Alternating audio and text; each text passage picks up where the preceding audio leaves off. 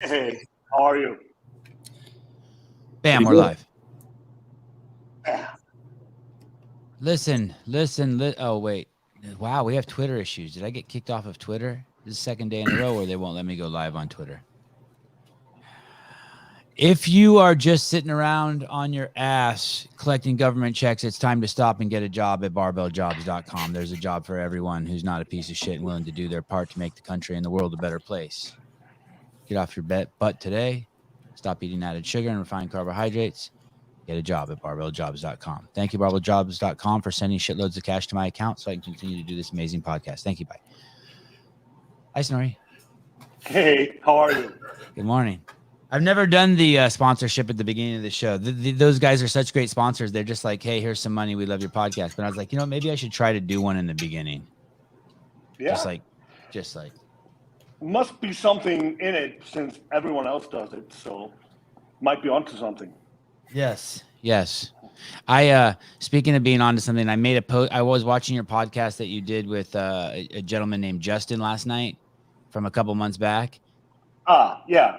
And I posted a clip of it on my Instagram. And this morning, at 6 hours later, it had 9 views. And then at 12 hours later, it only had 9 views. And that's how much Instagram likes me. Yeah, well, or me. No. It has, trust it's me. probably It has, mutual. no, well, maybe. Man, they hate me. People. Hi, Brian. Good morning. Was that a raw egg you just drank? Nope. Looked like it.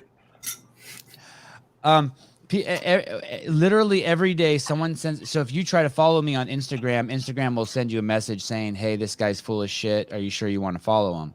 And they put it big up on the screen. And every day someone will take a picture of him and be like, oh my God, I thought shadow ban was just a conspiracy theory. I'm like, no. Not a conspiracy theory. Brian, go ahead. You have a bunch of followers, though. How did they get there? Were they there before? Yeah. I'm just leveraging my old CrossFit fame. Like if I lost that account, I would probably I have another account that has like 2,000 followers. I was in a position of power and I utilized that to just get a bunch of followers. You know what I mean? Mm-hmm. And I posted like thirst pics of Rich and I would get inside information from Dave while I was the director of media. And I just leveraged that to build my own brand. And now I'm just Smart. now I got nothing. Now I got nothing. Now he's just hanging on. Yeah. As many people in the ecosystem said when I started the podcast, he's just trying to stay relevant. Fair enough. I'll take it. And well, from there something happened because there's a lot of fame coming your way and has been coming your way. I'd like to think this podcast has become the biggest one of them all, actually. In the most humbling way I can say, there is no second place. We have taken over. I like the sound of that.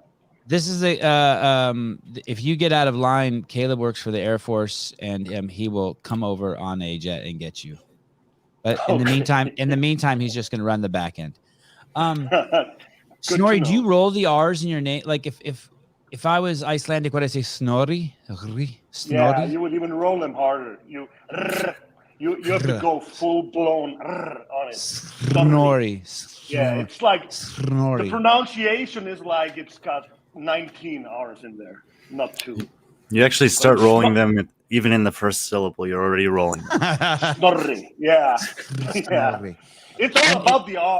If you want to pronounce it correctly, you need to get the R's down. Is that your real last name, Baron? No, that's just something I took because it sounded cool and made a distinction on me. I wasn't baptized with that name. Snorri Jonsson is my name. Baron is just something that was cool. And, it's so cool. It stuck. Yeah. So yeah, that's the big story about that. When I was a kid, one of the coolest cartoon characters was that when Snoopy would be the Red Baron. I don't know if you remember that, but he was the ace fighter pilot. Yeah, that was so cool. Mm-hmm. And so you don't have. And what's you have a real Icelandic. Hold on. Go ahead. Are you familiar with the word Baron in the British or English language, Snorri? as a source of royalty, or I don't exactly know where the Baron is in the hierarchy of the power, but it's somewhere in there. The Baron has some power, but not all of Yeah. it. So No, I wasn't pretty sure accurate. either. I wasn't sure No. either. And when I looked it up, it says it's a member of the lowest order of British nobility, but it also says that barons are usually referred to as lord. Okay. So that seems fairly more Sounds prestigious. good enough.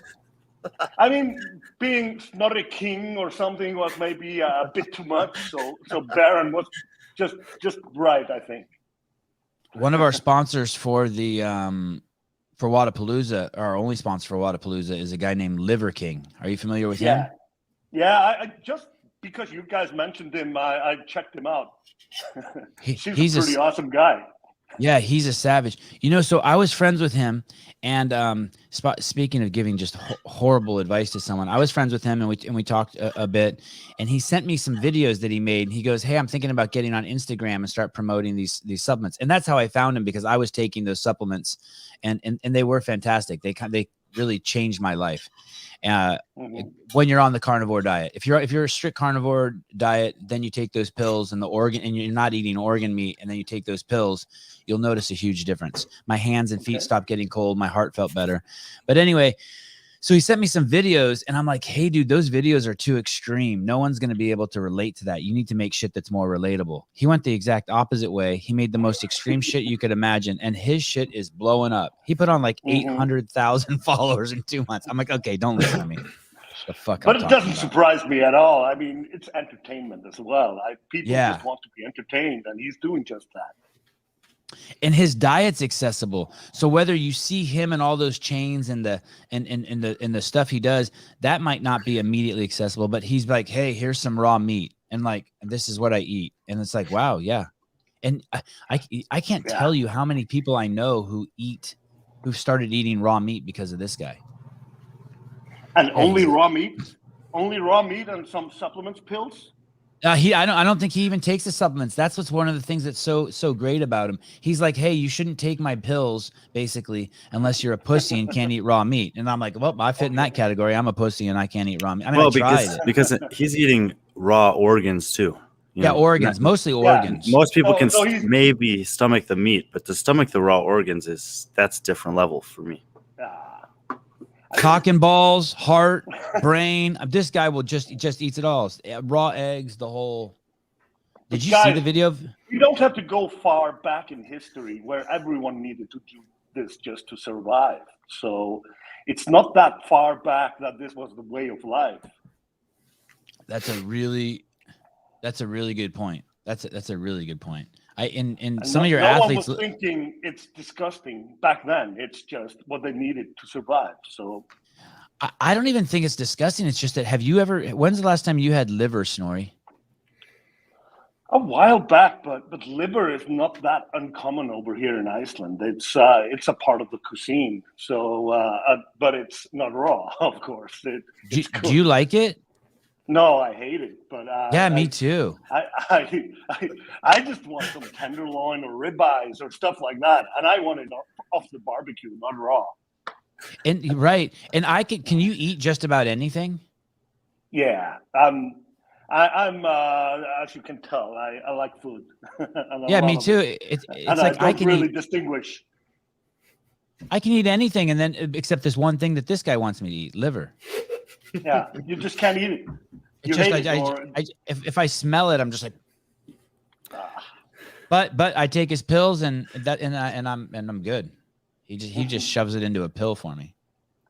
Yeah, well done by him. So there are benefits to the liver. I'm no nutritionist, but I could tell you the liver is a healthy thing to eat, though, or that's what I'm told. So if you can get it in a pill form, then he's onto something. Yes. Are you an agent or are you a manager?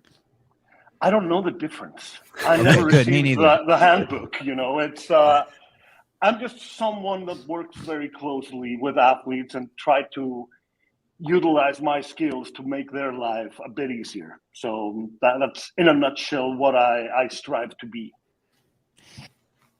Does that Do you give financial advice or athletic advice or romantic advice?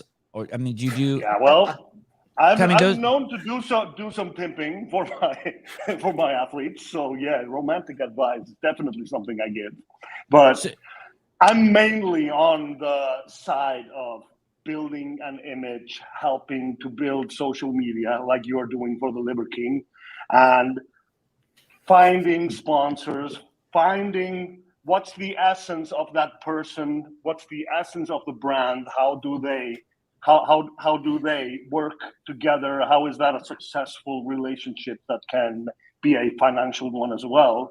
So it's just like puzzles. I have this pool of athletes, I have this pool of brands and companies that want to sponsor and want to be engaged. So I place myself in the middle and I try to make some good stuff happen. how many CrossFit athletes do you have?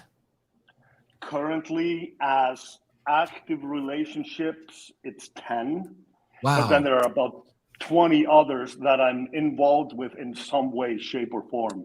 Some of these people are just very capable at taking care of their own stuff, or were there before there were any managers in the sport and just needed to figure it out, but rely on me maybe for a second opinion or something. So I'm involved with a lot of athletes, even though there isn't an official relationship there. What do you what do you think is the timeline of when managers did start entering into this sport? Well, I came in late 2016. 2017 is when I started really getting the grips of it, and it felt like in 2020 there was a bunch of new faces there. There weren't all that many when I started, or none that I knew of, apart from O'Keefe and those household names. Jason at X Endurance as well was working with a few athletes. So they were the only two guys that I knew personally at that time. But as time has went on, there are several new ones here in Europe. There are several new ones over in the States as well, and I assume in the other continents there are some managers as well. But the sport still hasn't developed into the size or the financials that a lot of managers can make a living out of it, let alone the athletes. Sure. There aren't, I mean, there are big name athletes out there that still hold a coaching job or still do something else just to survive. So compared to other sports. What was like what happened in 2016? Did someone reach out to you? Did you see an opportunity? Yeah, well, the long and short of it is that I never intended to become a manager. That was never my driving force. I come from advertising. I come from a marketing background. So when social media exploded into the scene, it became very fascinating to me. And it became very fascinating to me how a person could take control over how the media portrays them through their own media, through their own TV station, through their own web scene. So Instagram, Facebook, Twitter, and all those new tools that have come along the way were just really fascinating to me. And to see how few athletes at that time had turned on that light bulb of, hey, this could be my entrance into earning. And this could be my entrance into reaching the audience I want to cater to. So that's kind of why I invested some time in working with people. And it wasn't only athletes at first, and it was strictly in Iceland. But you may not know this, but in Iceland, there are just over 300,000 people, but quite a decent chunk of them are world famous. And I have a standing in the global community, be it in banking or in music, sports. There are many arts, there are many sectors like that. So it's kind of a privilege to be an Icelander in a country where I know pretty much everyone, or it feels like I know pretty much everyone here. So it's the route from someone like Sarah Simonsdottir to someone like me was just one mutual friend. It Right. didn't require anything else. So You guys are actually related. Let's face it. well, we're probably like we could look it up, but we're probably closely related, Yeah. like everyone else is over here. So we embrace the immigrants who kind of make it harder for everyone to have some serious problems because of this. But Hey, Icelanders start off as inbreds. Most Are there definitely. any Icelanders that have multiple wives? Is there any like No, cult? no. We don't Not have like- any of that. None of that? There's a lot of Icelanders that have maybe someone they're married to, but see other people in secret. Yeah, sure. Like everywhere else. But no, we are very westernized. A lot of the things that are common over in the United States are common over here as well. And, I'm sorry. I some apologize. of it is down to On behalf of all Americans, I apologize. Yeah, well, I think you left some of the good bits here and took some of the bad bits with you. So, but it won't be a culture shock for anyone westernized to come over here. And I think that's pretty much when I travel to America, I don't feel like I'm in a completely different place that I have to adapt to everything there. So.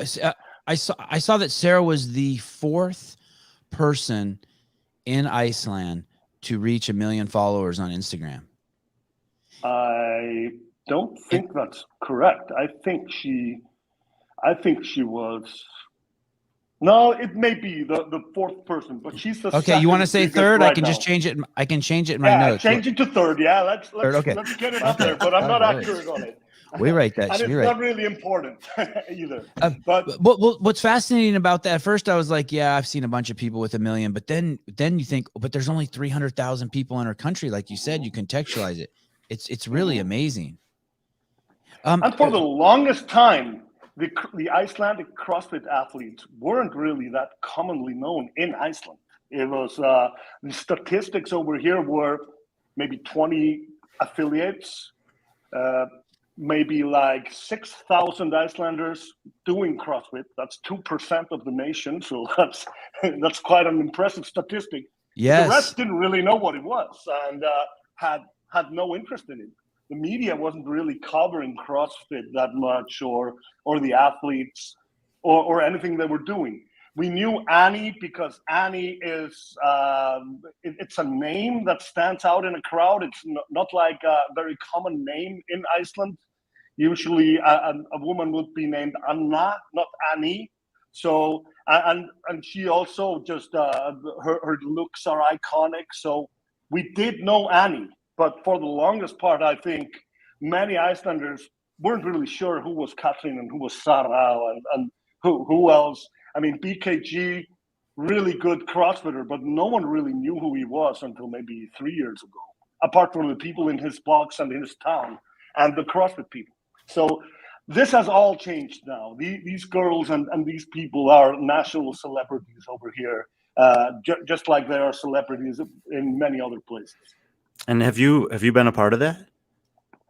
I have had some part in it, but I also just think the local media caught up. They realized that there was interest in this, and these were impressive people that should be covered equally to other Icelandic athletes or celebrities, and even more, because there were a lot of stories to tell about them. And these are charismatic and media-trained people who can really hold their own when the camera is turned on. You know, I hadn't thought about this before, but there in American, you know, I don't know what the word is, but in America there's a character named Annie Oakley. I don't know if you've heard of her. No. It's a old play. I was in the play. I was in the play in high school, and Annie really is an Annie. Are you talking about Annie, the play, the musical? Annie, the musical. Yeah. No. That's a different one. But that one too. She really is an Annie. Annie's a redheaded American girl, like just across the board. It's like I didn't never really thought of that. She really fits that I was in that play, Annie Oakley. Yeah. Okay. Well done. Who did you play? You didn't play Annie, did you? No, I was like some Persian like snake oil salesman. I played myself. I played myself. Perfect. Love it. When someone has a huge following, it's not a slam dunk that they can make money off their following, is it? No, it's not. And there are so many factors to this. And then it is the gap of expectations between who is paying you the money and what you're willing to do. So it's easy to say that the follower numbers are the denominator. Is that the word? It's what makes the shift. It definitely helps, and brands do look at how many followers you have, but they are more enthused with who you are and how you can serve their message and the purpose that they are seeking. So with no followers, it's pretty hard to make money. You have to have you have to be an exceptional athlete and be shining on the big stage, even though your own follower numbers aren't. But if you have plenty of followers, but you're not really tending to your media, you're not really promoting the products, it will be pretty hard to make a decent living out of it. I know. So there's, do you know who John Brzezinski is? He's the world's greatest arm wrestler. No, but I should know who he is. I love arm wrestling. Pretty good at it myself, actually. Yeah. Well, it's funny you say that. When I noticed when you pose in pictures, you pose like this, and I'm like, wow, either Snorri's done a lot of arm wrestling or he's done some fighting. Have you done both? No, I'm doing. I'm trying to distract people from my ugly face by doing something. Yeah. No, I didn't do any competitive of either. I've done plenty of fighting that I'm not proud of, but that ended many years ago. I did boxing for a while, but as soon as some real athletes entered the gym, I found out that I ain't shit. If I don't land the first punch, I'm done. Is there organized crime in Iceland? Yes, there sure is. And like everywhere else. Were you a collector for them? No comment. Wow. It's like you fell out of a movie. I just sniffed that out. See that? See, people, you make fun of my big nose, but this thing can sniff, man. It could sniff poop on the bottom of a shoe from 100 yards away. On that topic, I had addiction problems when I was a teenager, and I ran into a lot of shit. I entered rehab when I was 20 years old. It's 26 years ago, and I haven't looked back since. So anything bad that I did was in a different century and in a very different life. So I'm not the person I was. It's interesting. A lot of these people that you see like skyrocket to the top, they went through some sort of drug addiction or rehab. They basically put all of that energy and focus into something else. What was it for you? It's crazy to even because I experienced this in such a big way that I all of a sudden, once that I had overcome the issues I was overcoming, once I had completed my rehab, it was a pretty lengthy rehab and all of that, I just felt like I had so much energy, I had so much drive, and I had so much time on my hands because I wasn't partying. I wasn't doing any of that shit that I was doing. So I was handed a completely new opportunity to give just a new crack at life. So, and I think about this very often. I don't have the same energy anymore, but I was handed something that has benefited me really, really, really much. And it's the reason for why I'm here today. Do you have any animosity might be too strong a word, but do you have any animosity towards someone that you leverage to go further? Or maybe animosity is not the thing, but do you have like anything like, okay, I'm going to prove to my parents that I can be something great, or that girlfriend who dumped me in the 8th grade, I'm fucking going to show her she dropped the ball. Do you have Look at me. I didn't have any girlfriends, man. No, I don't. I'm not driven by negativity. I know a lot of people who are driven by that. I'm not. I'm driven by something completely different, and I'm motivated to make a difference. I'm not motivated to prove someone wrong or stick it to someone. That's not me. Or maybe that's even too strong to show off. Like I had this guy, Dusty Tuckness on. He's the world's greatest bullfighter. He has no peer. The next closest guy is five. Sorry, you're gonna learn about all the very specific world's greatest people on this show. I love it. Give it to me. and so Dusty basically he's won 10 championships, and the next closest guy is 5 championships. But his life revolves around this one Bible verse, and the Bible verse is that basically there's no better friend than a friend that will die for you. And so his job every 300 days of the year is to step between a bull and the guy who falls off the bull. And he's voted the 10th best guy the best guy in the world at that 10 years in a row by his peers. Okay. So it's crazy, right? And when he is a friend to them, he places himself as the friend who is willing to die for you. Okay. I think the whole time I'm talking to him, I'm like, man, this guy wants to show God, his daddy, that he's the best friend. Thank you, Caleb. Greater love hath no man than this, that a man lay down his life for his friends. And when I talk to Dusty, I'm like, damn, this motherfucker wants to prove to God. Like he sees God as his daddy, and he's trying to prove to God that, hey, I'm the best son you ever had. And I'm not judging that. I think, wow, that's what a great way to live your life. Pick a Bible verse and then just show God, hey, I can do this one. But that's a crazy one. I agree. It's, this wouldn't really do it for me. I need something more tangible than that. And so I wonder, you must have something like that gets you up in the morning. Do you think that do you think maybe, would you say you're more running away from your addiction, or you're more along the lines of, and I'm sorry to put you in either or, like, hey, I got a second chance at life, I better do something with it? Yeah, it's that category. It's the latter. I remind myself every now and then these successes I have had, albeit not all that impressive, still successes that I've had that I wouldn't have had otherwise, and something that does a lot for me. And when I feel that I did make a difference, it's like, okay, this is what I'm doing here. This is why I'm doing it. So I just take it to heart. Every small victory that I acquire myself or someone that I'm working with gets, then I take it to heart, and it motivates me to keep on going. Do you ever, you're around, and I'm guessing a lot of agents are like this, but you're around a lot of really successful people. Mm-hmm. Maybe success isn't the right word. We'll go with success for now. Do you ever feel inadequate or motivated or inspired? Like what are some of the things, the consequences, positive or negative, that come with being around such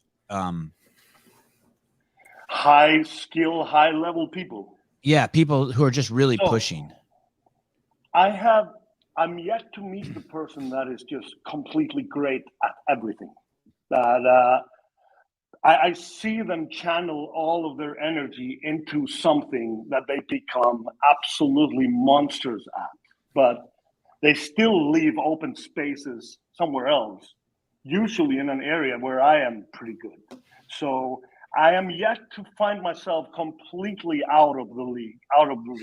And if I will find myself in a situation like that, I'll just put my hand up and say, hey, get a real agent, man. I'm not the man for this. I don't have anything to offer here. I'm yet to find myself in that situation. And funnily enough, as some of these people, especially those who are very well known, the first requirement that they put on someone that they want to trust is, don't be a fan. Don't be someone who is clearly just there to get that selfie with them, or to be able to talk about it elsewhere, that they're close to them. That you never get to the next level with that person if you're acting like that. Just be authentic and be real and be truthful about the things that you actually have some skills in or have some knowledge about. And don't try to be a genius at everything, because no one is. And it served me well. Even even having said that, and that there's always, you haven't met that perfect person, that person that whatever. Have you at any time in the past 4 or 5 years that you've been doing this come across someone and thought this person could use someone to help them, but I'm not that person, and had to have that conversation and maybe said that to them, or maybe pointed them in a different direction? I haven't found myself working with that person because I do some due diligence beforehand, and I'm usually pretty sure that I actually want to work with that person, and that I am that we will probably make for a good relationship. That it will not be the skill set that where I will come up short. It would rather be that the personalities don't match. And on the personality front, yeah, I have parted ways with, and people have parted ways with me just because the personalities didn't match, and the trust that is required wasn't being built, and that's fine.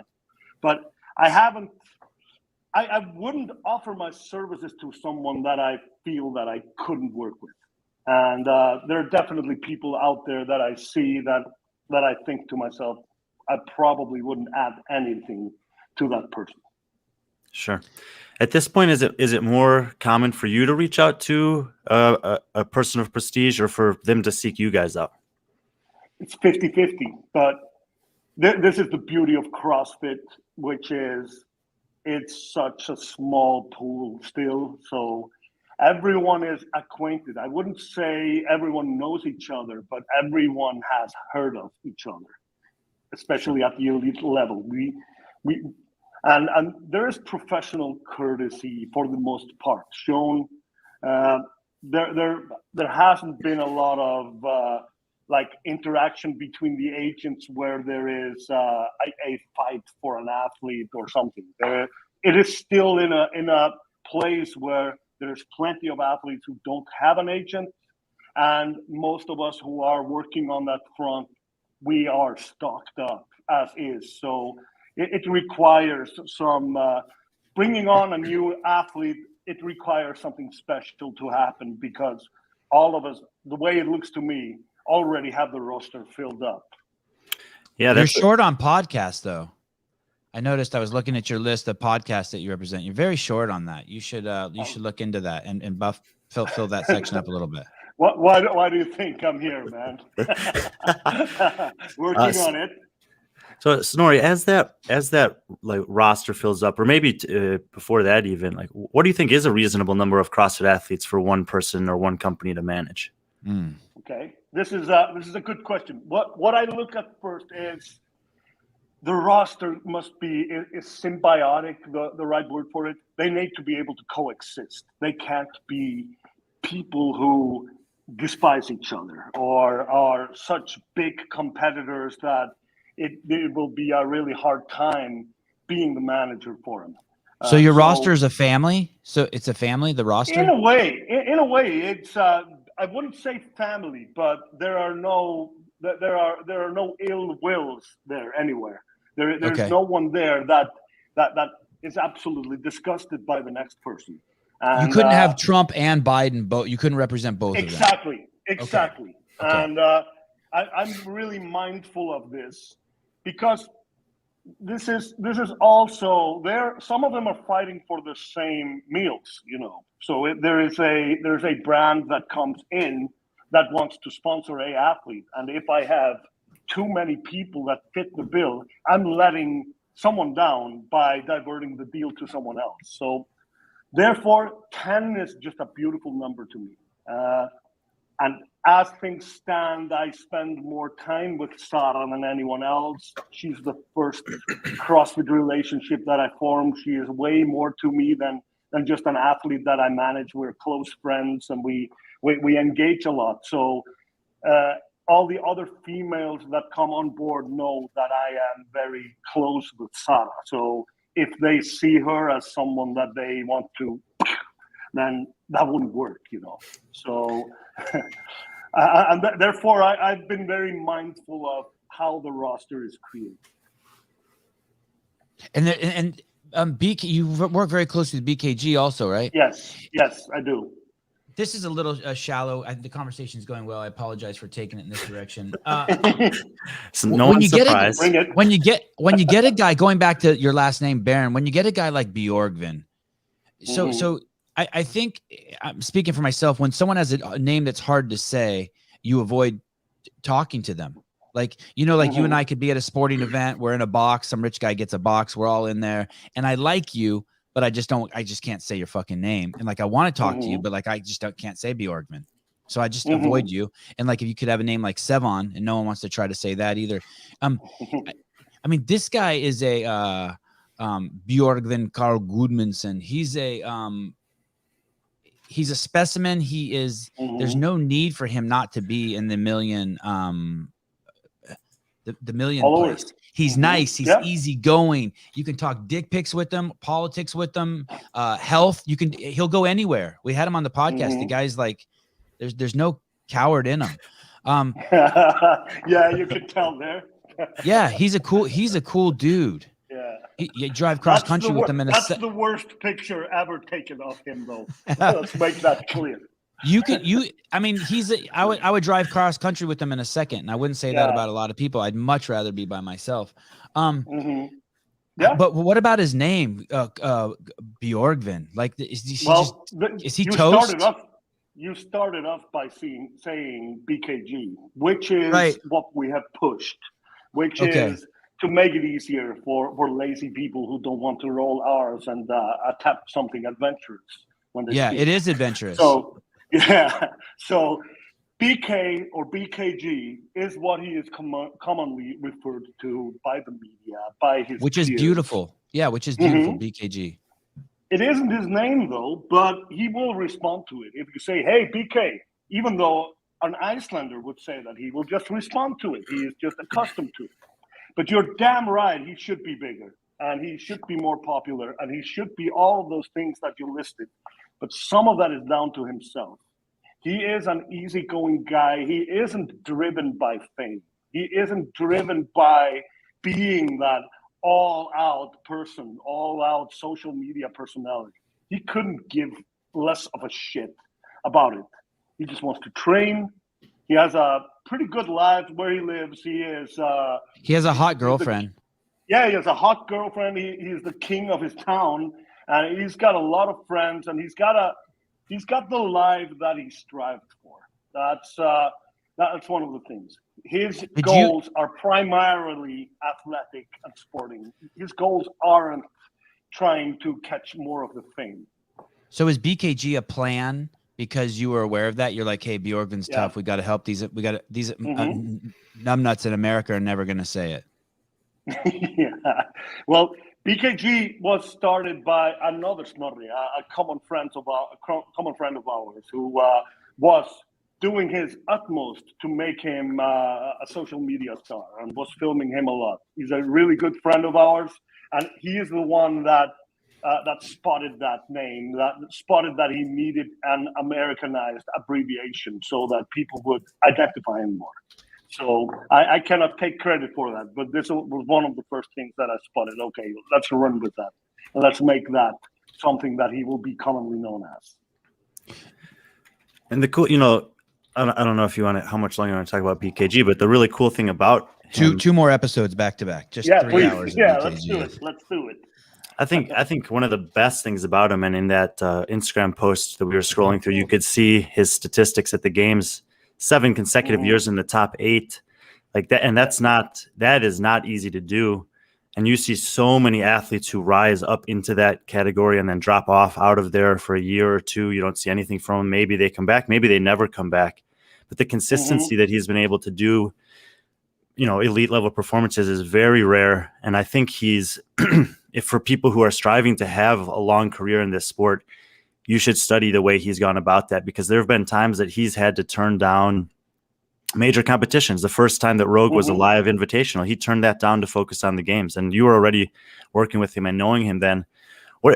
How difficult is that? This is something that's been a big topic this offseason for a lot of athletes. How many of these competitions should I compete in? How do I manage the training versus the competing versus the health versus the recovery to have a long career like BKG? What have you learned from him, or how have you been a part of that process for him? I just texted him, by the way, and asked him for his phone. I just DM'd him and said, Bjorgvin, can I have your phone number? Okay, I can guarantee that he has a pretty bad headache right now. It was New Year's Eve, and he took advantage of that. But regardless, on this topic, it's so personalized, Brian. It's so different between the individuals, the volume of competitions they want to do, how their coaches set them up, and all of that. Bjorgvin has been. He's methodical. He looks at these competitions. He's chasing that singular goal of the CrossFit Games. That's what he's chasing. So every decision he will make about whether to compete or not is it beneficial to my goal or not? While someone like Sarah, her confidence is built on the competition floor. It's the energy she gets from the crowd, that feeling of pushing yourself because she feels she pushes harder in competition than she ever could in training. So she just wants, if she could compete every weekend, she would. That's just a very big difference in how they apply themselves. He has a long-term plan. He has a long-term programming in front of him where he is studying the levels he is reaching. Scientifically, he has a great coach their relationship is beautiful, by the way. So who's his coach? Who's his coach? Yami Tikkanen, Annie's coach, and all of them. Brilliant dude. Brilliant dude. And I don't interfere in that. I execute after they make the decisions on how to proceed. I just trust the process there, and the data shows it. And whatever I influence myself in with him is based on the decisions they have made without me in the loop. And I'm absolutely fine with that. The coach should have more sway on this front than the manager, always. What nationality is Yami? He's Finnish. Does he live in Iceland? Currently, he has spent a lot of time in Iceland, and I think he plans on residing here or juggling his time. He lives in London, which is close by. It's only a 2.5-hour flight. So he will be balancing his time between Iceland and London, I think. Who's Annie's manager? I think O'Keefe. But Annie is a very I think O'Keefe is her manager, but she's very independent and very she has a lot to say about how things are done. And I think Frederick, her boyfriend, has a lot of things in there as well. I think he does a lot of the talking on her behalf, like week in, week out. But I think when it comes to deals and partnerships and stuff like that, I think it's okay. And Annie's is an interesting topic, and I'm sure that some of the athletes that you're coaching, eventually they'll get to this stage too, making that transition from being a top 5, top 10 level athlete in the world into whatever else they want to do next to kind of extend the relevance of their career into different fields. Is that something that you do think about? You're like, I know Sarah Bjorgvin, within the next 3 to 5 years, they probably won't be able to maintain this for whatever reason. Are you already thinking about what you can do in the future for them? And our plans are always based on the phases. What do you want to achieve? What is your end goal? Where do you see yourself in 5 years, 10 years? All of that.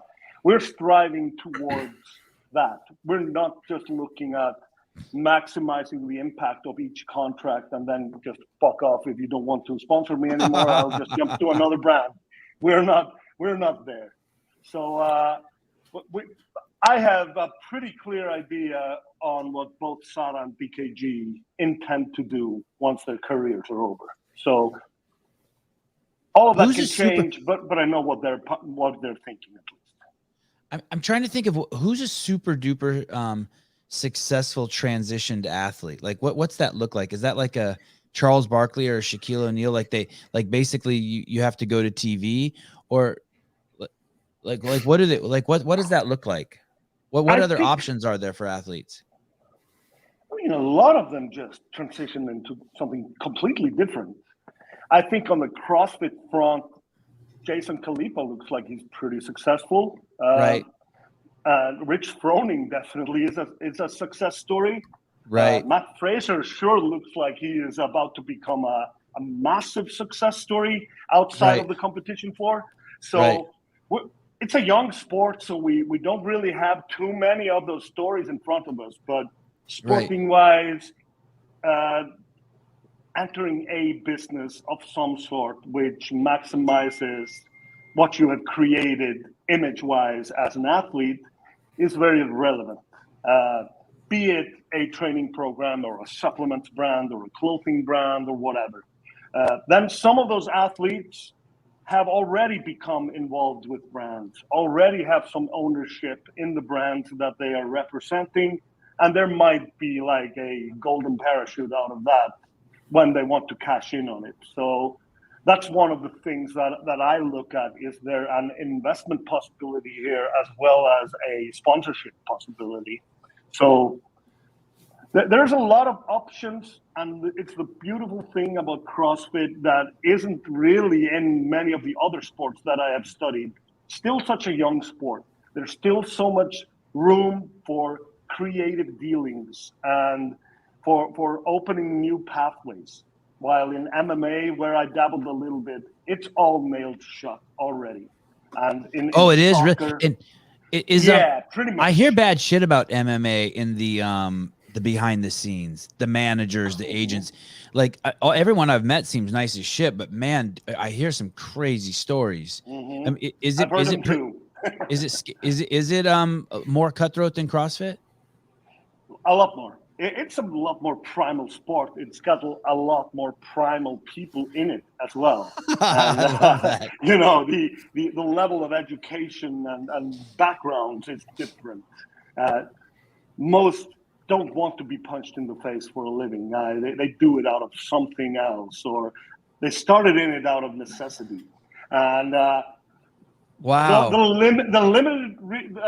limited experience that I have from there made me realize that I didn't want to chase that. It would also require so much for me, so much effort to make the space in there. And the dealings are different. The business ecosystem is different. I think the CrossFit ecosystem it's still in the development stages, and there are so many open minds in there still. So if we can get rid of this fucking virus once and for all, and the world can open up again, and we can start living live on normal terms again, I think the sky is the limit for where the sport can go. Sorry, I don't mean to be contentious, but just to throw in there, I don't think it's the virus we need to get rid of. I think we need to get rid of what people think about the virus. Or that, I think that's the big problem. Hey, you said something so interesting there. So CrossFit is this ecosystem of people who want to better themselves. They want to be better people. They want to take personal responsibility, personal accountability. They're about improving themselves. And so that seeps into the whole ethos, the air of it, right? Or you would hope so. And UFC, although there is a lot of personal accountability, it's also the main ethos is that, hey, I can fuck everyone up in this room. Of course. I can beat everyone up in here. Yeah. So I've never even thought of that. And even as an go ahead. Of course. Yeah. And this thing about everybody being a nice person is that inclusive but diverse. Fuck that. Yes, there is so much pretentiousness in CrossFit as well. And you see there's a trend about looking really as a very good person. Not all of them are, but it brings likes on social media. And sometimes I've been just shocked at seeing what some of the people in the sport are posting about when I've had conversations with those same people, which are about the direct opposite of what they posted. So it's the main thing. We can't paint CrossFit or the CrossFit audience, athletes, the business and everything up as just Virgin Marys. It's a business, and it's a super competitive sport, and it's got all kinds of different types of individuals in there. But if we compare it to MMA, for example, you will see a clear difference in just the markup of personalities in there. It's more extreme on the MMA side. At least it is so far.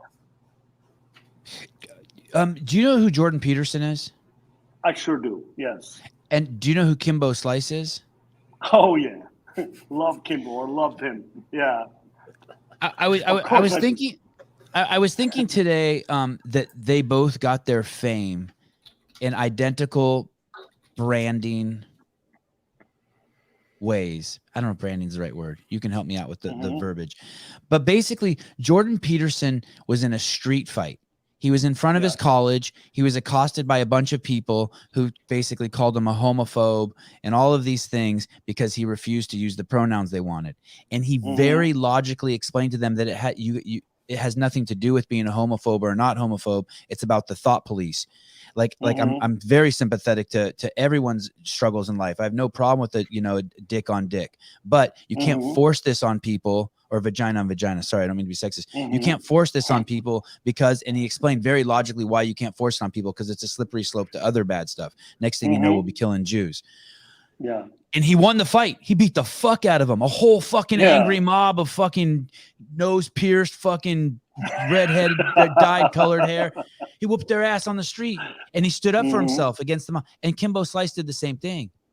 This guy got in street fights and won. And I was just thinking when you were talking about when I was listening to your interview with Justin, yeah. It's basically what a little bit of what I'm doing now. I don't mean to compare myself to Kimbo or Jordan Peterson, but once you're free and you're willing to be who you are and fight, you can really fire off a brand. Once you're not afraid of what people will think. Now, you can't be a fucking dumbass, but you can. I mean, we know dumbasses who built huge brands, but there's something about not backing down from a street fight in this day and age that no one wants to see the bully win, I guess is what I'm saying. Exactly. Jordan Peterson stood up to the bully. Kimbo Slice, I mean, granted, he was bigger than life character, but he stood up to every fight. And I just think, wow, I love this kind of brand building. I love this kind of brand building. Standing up to the bully. I kind of struggle to see the comparison between Kimbo and Jordan. I'll give you another really raw example. When Greg Glassman posted Floyd 19 and people said that it was offensive or that it was insensitive, he should have told them, "Hey, fuck you." And he should have explained to them that they're projecting their racist ideologies onto what he said, and that actually he's looking out for black people and he's looking out for the health of the world, and that his record shows that, and that he could have laid it out, but instead the mob was so massive. And granted, like, he's richer than God now. He fucking made a killing, put it in the stock market. His shit just is like on a whole nother level, and he's on to the next thing. But imagine if he would have stayed and fought and been like, "Fuck you, you don't like this," like he did to that one fucking chick at Rocket CrossFit or whatever. That chick tried to stand up to him and call him racist. Someone called me a fucking racist, I'll fucking have it out with them. You call me a homophobe, okay, let's have a dick sucking contest. Like, I'll have it out with them. But imagine the brand you could build off of that. Like. And so let's say he would have told 3,000 affiliates to go fuck themselves. Imagine how strong that brand would be now 2 years on the other side. Instead, we have a fucking CrossFit with that's just completely fucking confused. We have gyms being forced to close all over the fucking world. I don't want to go down that path, but it's interesting to hear this. I have, but I would have loved to have seen it. I think a street fight. Really, when you stand up for yourself, there's incredible brand value there that's missed because people are trying to they're trying to get everyone to like them instead of really just focusing on their base. You know, like in the sense of Jordan Peterson, I think he is still controversial, but he has. You're going to be controversial if you're going to be huge. Yeah, though, right? But that's fine. Being controversial, he stays true to his word. He stays true to his beliefs. Right. And every now and then he surprises those who judged him the hardest because he is a human being, and he's not shying away from that. So he still has the odd card he plays that his biggest critics completely agree with him on. So I've indulged a little bit in him. He is very fascinating to me, that guy. And I also, just on this whole topic, I reserve the right to be wrong. I reserve the right to change my mind when I look at something and I feel differently about it. You don't always have to pick a side on everything. Right. This Glassman thing, it was just at a very emotional time. There were very emotional. I agree. And there were some that may have been looking at it as a business opportunity. Some were testing how it would, if they would go all in, what would happen. Right. It spurs from, it was just like a little drop. I mean, I don't think the timing of it within this whole Black Lives Matter thing, it was very emotional. That was just a timing. This was bound to happen, though. It was bound to happen that there would be an explosion regarding CrossFit and the community and the people in it. It was bound to happen. There were a lot of people who were unhappy about this or that, and it needed to be voiced. Very well said. We are yet to see what the results it yielded. We are just completely yet to see if there is big change, if there is constructive change, if there is better lives for the people involved. We're just yet to see. So I will pick my battles in this, because on a personal front, I don't have too much to complain about currently. Me neither. What happened during this time, my relationship with HQ improved massively. Oh, good. My Congratulations. relationship with other managers improved massively. My relationship with key personnel within the sport came to a place that I'm not sure it would have been at if it wasn't for this whole fracas. So on a personal note, I'm grateful for this whole thing, and I will just try to play my role in making sure that it has a happy ending. I love a happy ending. We all do. Snorri, what's so I think a lot of people are pretty curious about a couple of the newer athletes that you've taken on, or maybe I don't know how new, but in particular, I'm kind of curious how you've developed the relationship with Roman and also with Emma Lawson more recently. Could you talk a little bit about those two? Sure. Roman was, it was in 2019 that I met Roman for the first time. I saw him at the 2018 regional in Berlin, where he just blew everyone away. And there was this Russian guy who just won it. He came out of nowhere. He had some terrific performances there, and he caught my attention that time. But then he came to Reykjavik in 2019 for the Reykjavik CrossFit Championship, and I met him there, and we spoke through a translation device. And soon after that, he just asked me if I would be willing to assist him with a few things, which I happily did. I cleared it with Björkvin, as in they were and are competitors, and Björkvin was fine with it. Because Roman, no matter how intimidating this guy looks, he is an absolute peach of a person. He's such a beautiful person, that guy. And you will see it as soon as he smiles. Then you just know everything is going to be okay. His smile just means the world is safe. We're in a good place. That's how impactful and how kind his smile is. So I instantly liked the guy. And from there on, we've just been building a relationship. And it's been tough. It's been really, really fucking tough, because he lives in Siberia, as far away from where I live as he possibly could be.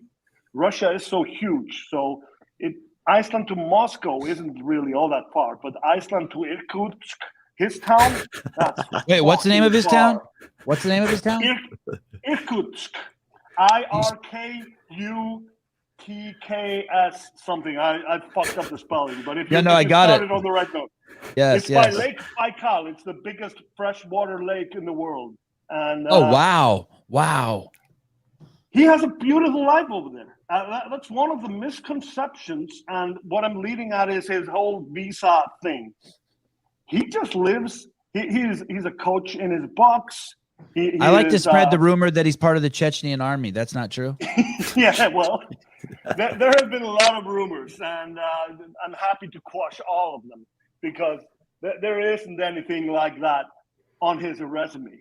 He is one of the good guys, and he's a very driven athlete. He did serve in the Russian army, but so did every fucking one else because it's mandatory over there.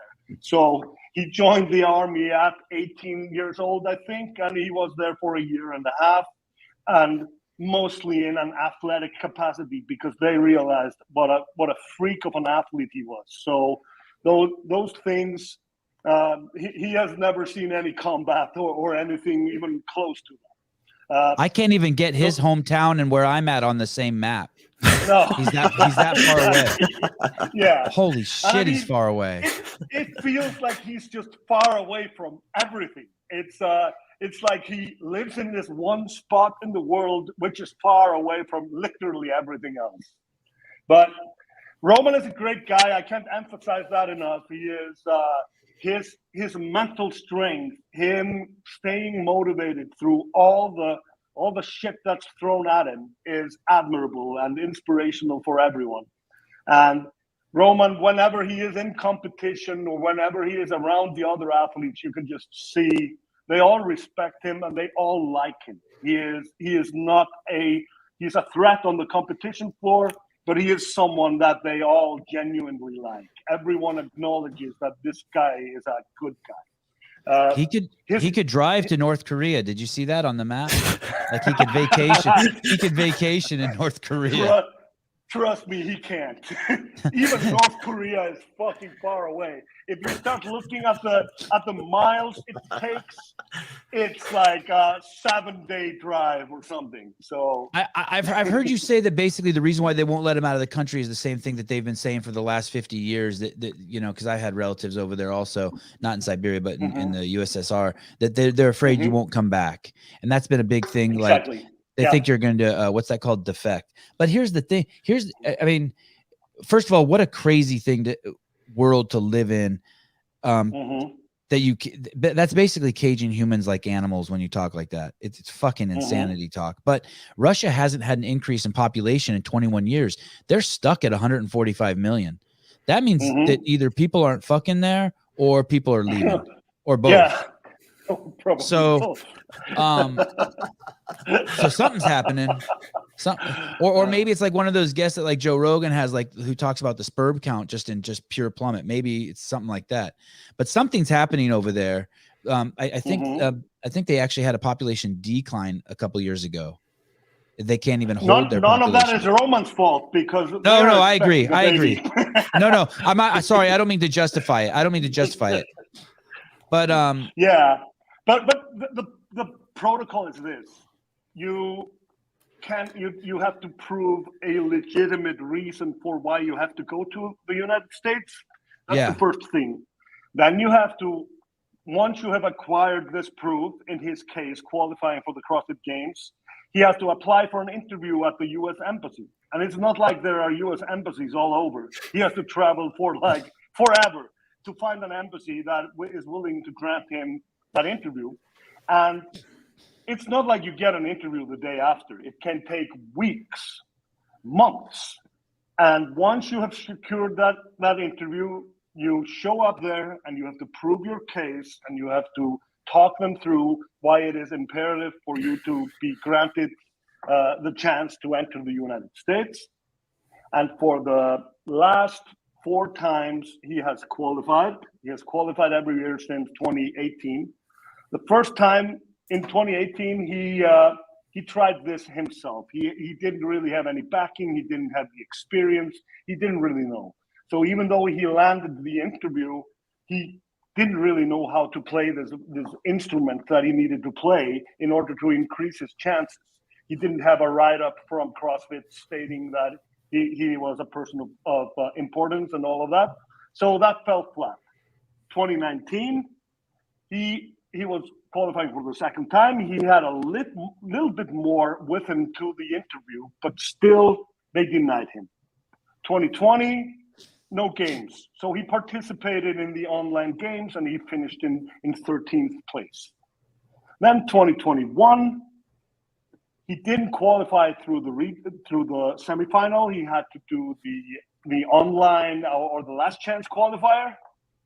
And that was by the end of June. So he couldn't even get an interview. Man.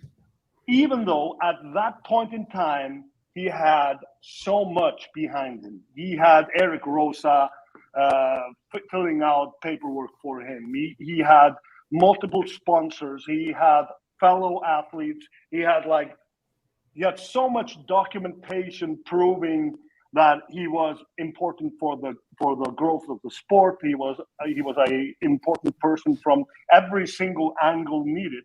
So we did feel if he would have gotten that interview, he probably would have been approved that time. Oh, really? Because he just had so much. We did feel you can never fully make a statement like that, but we did feel that he had a lot to put on the table so that they could base their decision on that. What about these MMA guys that are flying back and forth like it's nothing? Is this is just all politics? This is because it's a bigger sport. They know more people. Yeah, Khabib paved the way for everyone. We are hoping this is, and Peter Yan, who is from Siberia as well. So I would hope that those guys are actually paving the way. And I just think Uncle Dana is pretty good at making shit like this happen. He probably actually just called Donald Trump at the time and said, "Hey, or Putin, fix this for me," or Putin, or both. Putin. I mean, they just fixed it. But let's. Do you know Peter Yan? No, I don't. But does Roman? He might. Yeah. Wow. He might. I'm not sure though. I've never asked him. But Roman is a big MMA guy, so he follows very closely on all of that. Snorri, when you said you spoke to Roman using a device, did you mean a translator or? Yeah, like I read into the translator in English, and it translates it to Russian, and I press play, and he listens to it. He reads in Russian and press play, and it reads it back to me. And then we just communicate via Google Translate. I mean, I write it up in English, and he translates it and sends back. So that's how we communicate. Then he does have a guy that travels with him to competitions who speaks perfect English and translates for us. So we find a way to make that work. I'm going to make a pretty strong assumption here. I'm going to guess that there is a little bit of good faith and charity on your part with Roman. That he's not he's no Sarah Sigmund's daughter. He's what? Not the highest earner. Right. So I can just tell you that this is 100% charity mission. And at some point in time, that may change, but I will happily invest my time in someone like him because I fucking care. And that's that. Yeah. You fucked up somehow. You've let your emotions cross into your business space. You're all fucking right. You're in love with Roman. You're in love with him. I can tell. That's always happening to me, man. You have a crush on Roman. I get it. I mean, he's totally. I saw him dancing in a video. I have a crush on him too. He's awesome. We all do, man. Yeah. And there has to, there has to be the risk. There has to be the first guy. Like, there might have been a struggle for those MMA guys to get the freedom to travel that they have now, but they had to go through that process. And look, Roman's not the only Russian athlete who's qualified for the games that hasn't been able to make it there. The woman that qualified last year, the team that qualified, and one of the other two guys that made it also were unable to make the trip. Damn. So this is, Snorri taking this time to work with the best Russian athlete we've had so far and hopefully break down those barriers could be paving the way for us to see more and more Russian athletes in the future at the games, which of course everyone wants. If you're good enough to be there, we want to see you there. Hopefully. I mean, I hope everyone is willing to chip in for Roman. Everyone is willing to back him because he is also capable of that special performance. And if you just look at his trajectory now in the later stages of 2021, he completely annihilated every single competition he participated at. He needs the chance to go up against those other very best guys because he's beating all those other ones with 100 points plus. Like in Dubai, I think it was a 94-point gap between him and Lazar. And Lazar is a terrific athlete as well. So if we just look at those things and pile them up, Roman has every business going up against Vellner, Medeiros, BKG, and everyone else. The world needs to see how he does in that setting.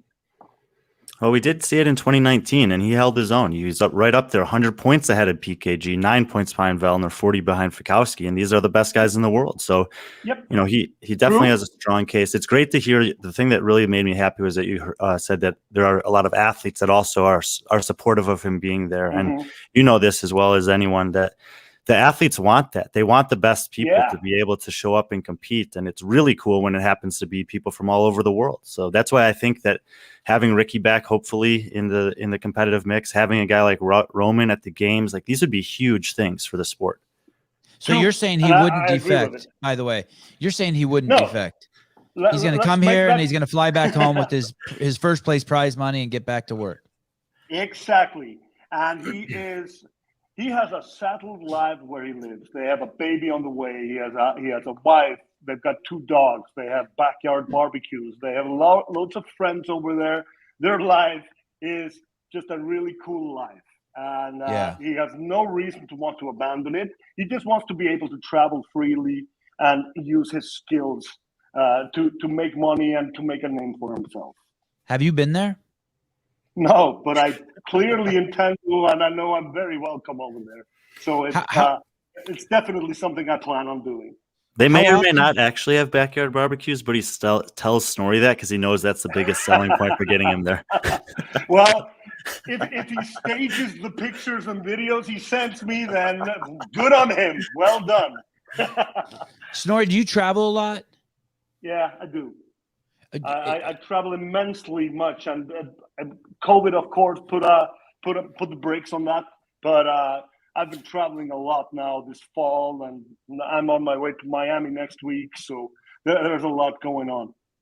Yeah, like when I like Patrick Vellner got married or something happened, and I remember O'Keefe saying that he was going to go to his wedding, and I was thinking, oh man, being an agent must be so fucking hard. Like I would never want to go to a wedding. I don't care if and then to go to all these weddings and shit like that, and he had to Vellner lives like in a far away land. Like he lives on an island somewhere in some fucked up country. And like he had to go there, and then he had to go like on a week boat ride with Vellner and like a bachelor party. It just sounded, I think he had to drive the boat, actually. I'd blow my brains out if I had to do that for someone. I'm not going to my own kid's wedding. Are you ever just like, go ahead. Yeah.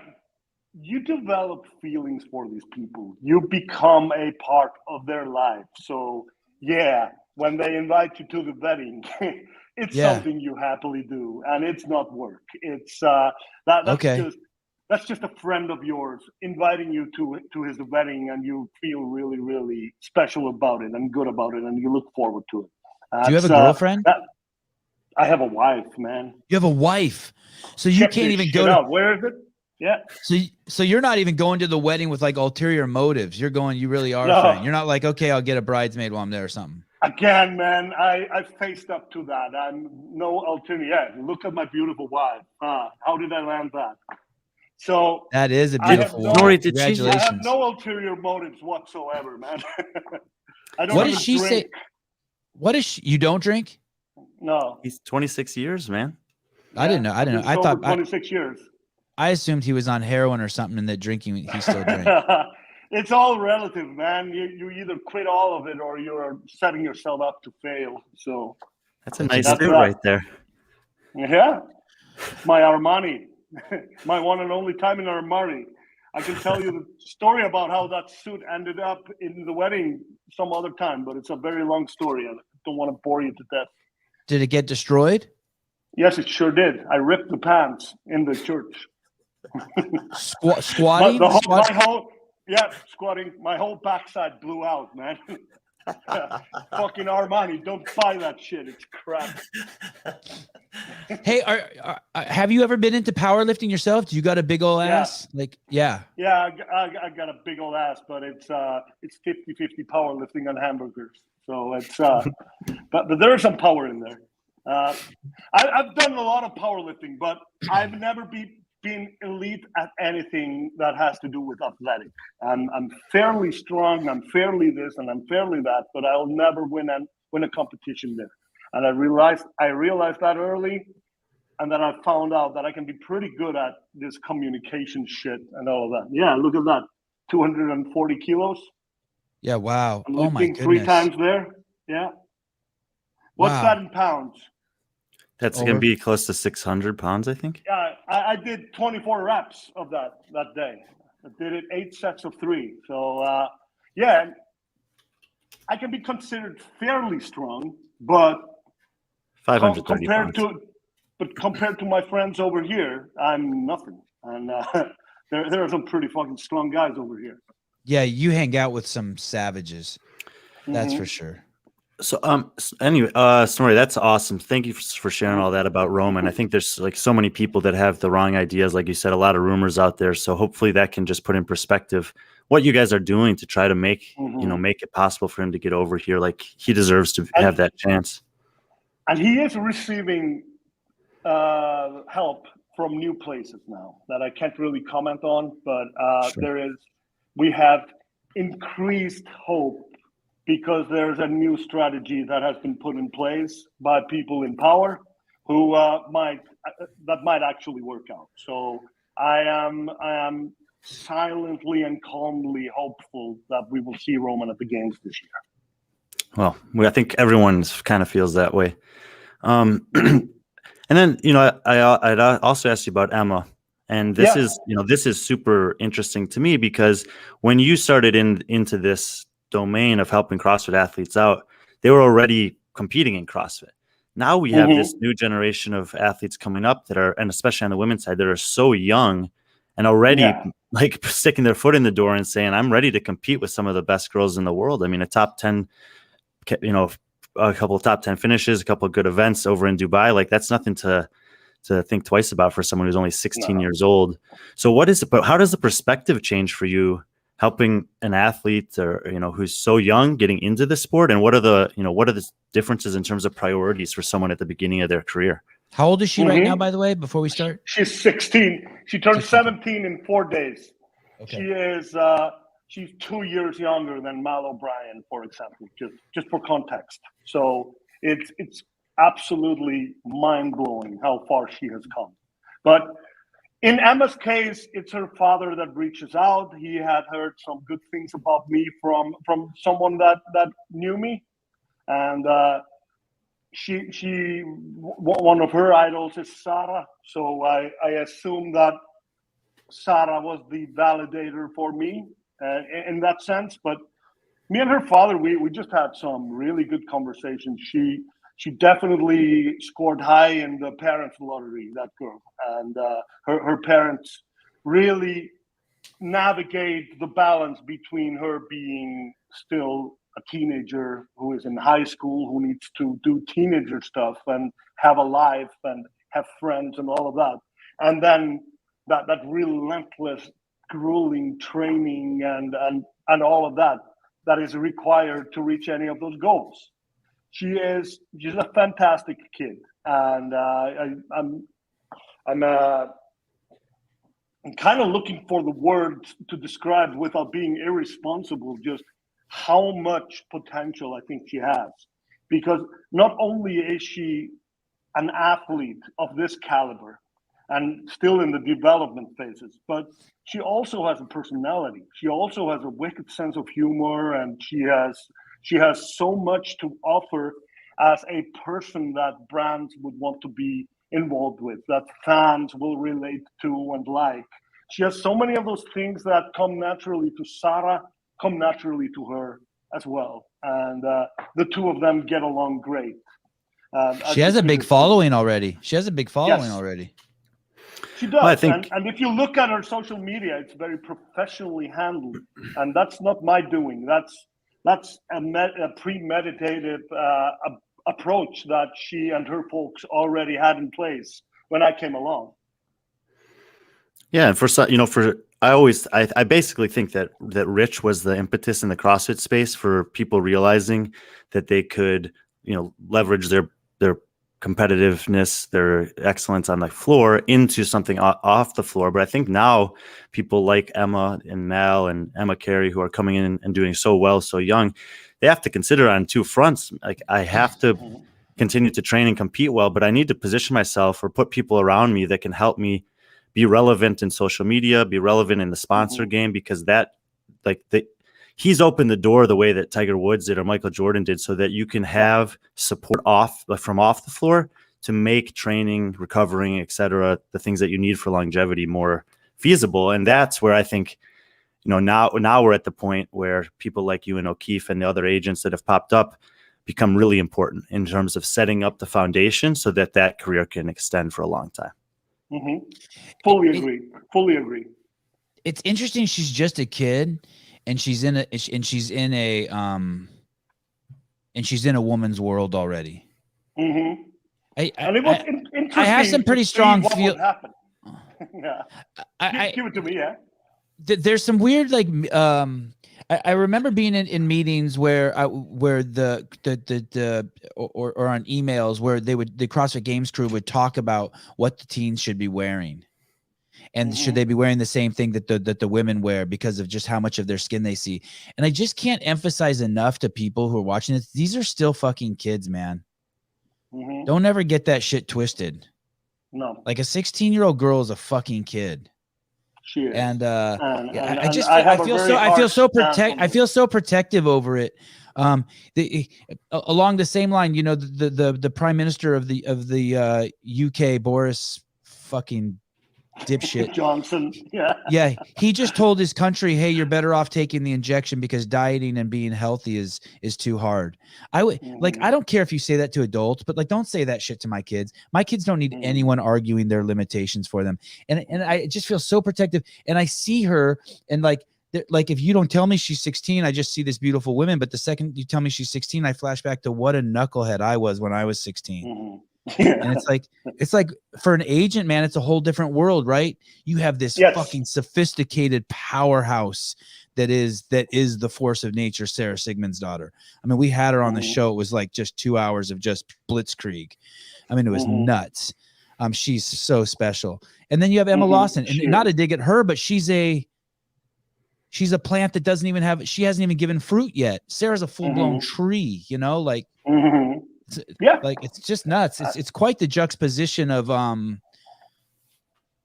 characters and potential, and but it's nuts. Have you seen them together in the same room, Emma and Sarah? Yes. They're great. I mean, we were together in Dubai, and I mean, Sarah has some big sister wife there, which is a very good thing to have. And they have spoken multiple times. They have spoken on the phone, and I introduced them quite early on because I felt that Sarah could be a very good influence on Emma, which she is. But then she's got this network of people around her. She's got a whole family. She's got parents that are very, very aware of how sick society is, and how hard it can be if she isn't protected from some of that stuff. So barriers have been put up, and we're just very transparent in all our communication about what needs to be done and what doesn't, and if there is something that we need to stay clear of, etc. I'm a parent myself. I mean, oh, you are? My younger son is a year younger than she is, and my older son is 2 years older than she is. So it's I have as a parent, I can relate to a lot of the things that her parents are dealing with. Yeah, and I think awesome. that serves me in good stead as well. So it's there are multiple there are multiple things to look out for, and those young teenagers coming into the sport now, we're all just learning now. We're all just on a learning curve, but trying to stay the course is all I can do. And there will be some things that will come up. Nothing bad has come up yet, and nothing that makes me concerned has happened yet. If she needs time to develop, she has all the time in the world. So it's rather that if she would have qualified for the games, if she would have been one of those, if they would have been three, the teenagers who were among the elites, that might have brought on some spotlight, some undesired spotlight to her. So the months since then and now till Dubai, I think actually were very pivotal in her growth. What happens in 2022? It will be an approach that will be mindful of her age. Yeah, awesome. Hey, you see someone like Sarah, she has nearly 2 million followers on Instagram, and she still seems pretty normal. Like actually very normal. And and you see it more with men. I feel like the men stay more normal than the women, but a lot of the women starts getting weird at like 500,000 followers. like they start getting like plastic surgery or injections in their face, or they turn into just world-class bitches. I know social media is really hard, and I know for me it's fantastic because I'm old and like there's nothing and probably for you too, I sense it, like there's no where you can't hurt me with anything. Like make all the big nose jokes you want, tell me about like I'm old, tell me about the great, like bring it all on. And then when people attack me that I have a podcast, it's actually fodder. I'm actually looking for confrontation so I can bring up on my next episode of my podcast. Where are you going with this? How thick is Sarah's skin? Like you've known her now for a while. Yeah. Like I mean, she could rescue someone out of a burning building and someone's going to ridicule her on how she grabbed the kid. Oh, she shouldn't have grabbed the kid's arm. She's going to hurt the kid. It's like, I mean, it's a savage landscape. There's nothing you can do good on there. Does she have a crazy thick skin compared to someone like Emma? Or like how do you see people cultivate that thick skin? Do you talk people through that? I mean, people forget that on the other side of every account, there's just a child. We're all just children. We're all just people. And go ahead. Sorry. Her feelings get hurt too, you know. Yeah. But she expects it. She realizes that sometimes that just happens, and the spotlight, whatever the spotlight brings, there is some garbage that comes with it. For the most part, because Sarah is such a normal person, because she is so approachable, she is so much of that girl next door that most people have extremely good vibes towards her, because that's what she projects back. She has there, of course, like you discussed on the podcast, she gets an assortment of dick pics every month. And she gets marriage proposals, and she gets all of that crap. Snorri, there's got to be $1 billion NFT in there with those dick pics. I'm telling you, there's got to be. Okay, sorry, go on.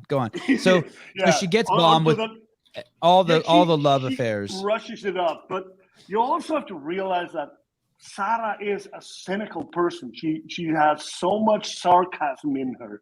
She has so high tolerance for rude jokes, and the stuff she has a dark side.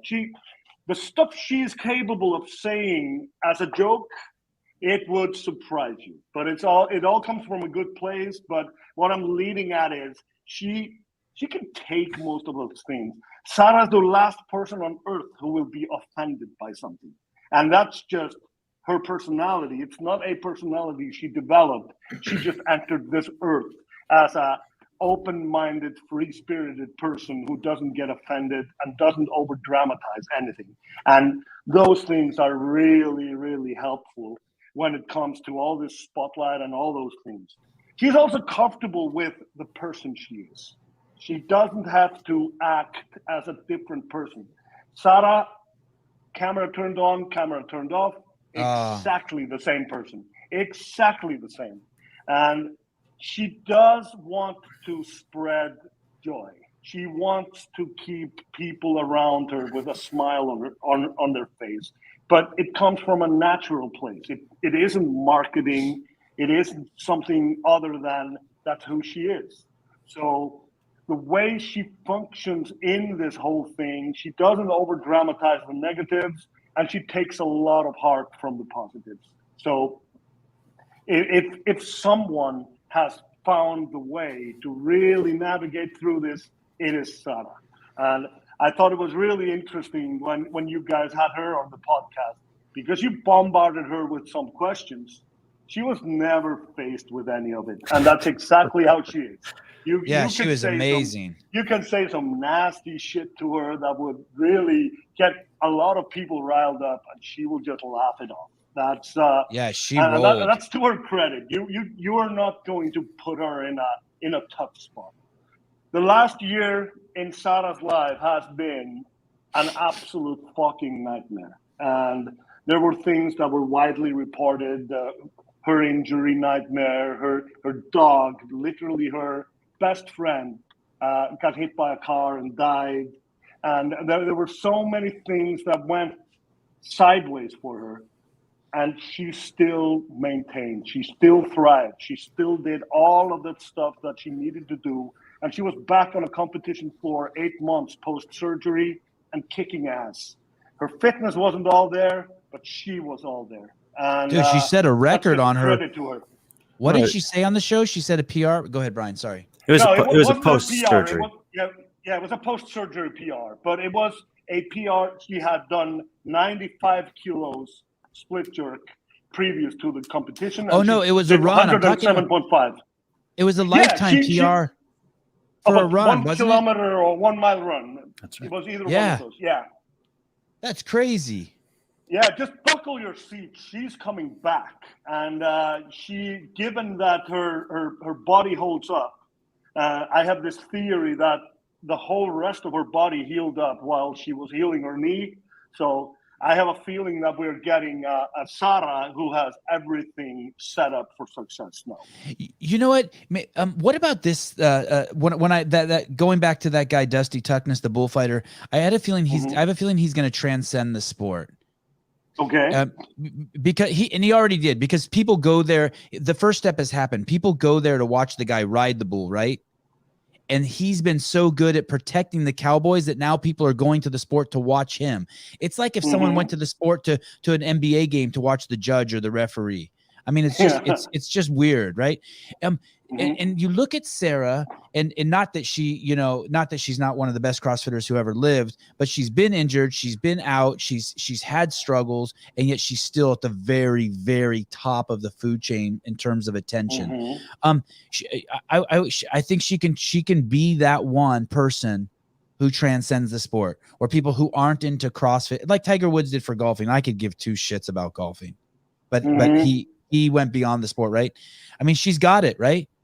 Yeah, and she's the girl next door, and yet she's still. Sorry, say that again. She is on that trajectory already. I mean, what we're watching there is the launch of her clothing line. She's sponsored by Volkswagen, who didn't sign her as a CrossFit athlete. They signed her as the inspirational, independent woman who does her own thing. The number of letters she gets from mothers and from others, just highlighting what a good role model, what a nice example she is setting for their daughters, for their children. She's already in that space. I can't speak for the other ladies, but I definitely can speak for Sarah when I say that there is a lot of different people paying attention to her than CrossFit enthusiasts. And they're not there for the underwear pictures, because she doesn't post any of that stuff. Right. She never leverages herself or her sexuality. Please talk to her about that, please. Can you fix that, Snorri? Thank you. I like how good she is with BKG too, by the way. I love seeing their camaraderie when they're together in the pictures. I love that. It makes me want to be there with them. It's crazy. They are genuine friends. They hang out. They give each other tons of shit. And when one is competing, the other is watching, and all of that. They're genuine friends. A lot of training partners love training together, but they don't hang out afterwards. Whenever there's an opportunity, they hang out and they engage, and they're just like brother and sister. There's nothing more there. They're just like really good friends that hang out and respect each other. So absolutely a wonderful thing for me to watch as well. And quite often the three of us are involved in some dealings. They have some of the sponsors sponsor both of them, and then we leverage both of them do photo shoots at the same time, etc. And it's always good fun and good banter. What do you think about the phenomenon? I heard you talking about this with Justin. There are these different events. There are these events that like Rogue does that are just outstanding for the athletes, perfect weather, perfect everything, perfect money, all this. And yet the seats can't be filled. Yeah. They're ghost town. And yet the CrossFit Games is selling out like in like, 11 minutes, the stadium, and the tickets are more expensive than fucking seeing Guns N' Roses. Is that all the affiliates? Like what do you think why does CrossFit HQ have such a stronghold on that, on the fans? Why didn't the fans go to the Rogue event? Why aren't they going to Wadapalooza? I mean, they go to Wadapalooza, but you know what I mean. What? Say that again. You disagree? I disagree. There was a bunch of people at Rogue. There was a bunch of people there, and the stadium was just set up in a way where you couldn't fill all the seats because the line of visibility wasn't there from every angle. I don't know how many people were there, but there were thousands. And I believe there is a route here to the popularity of this sport that needs to be explored.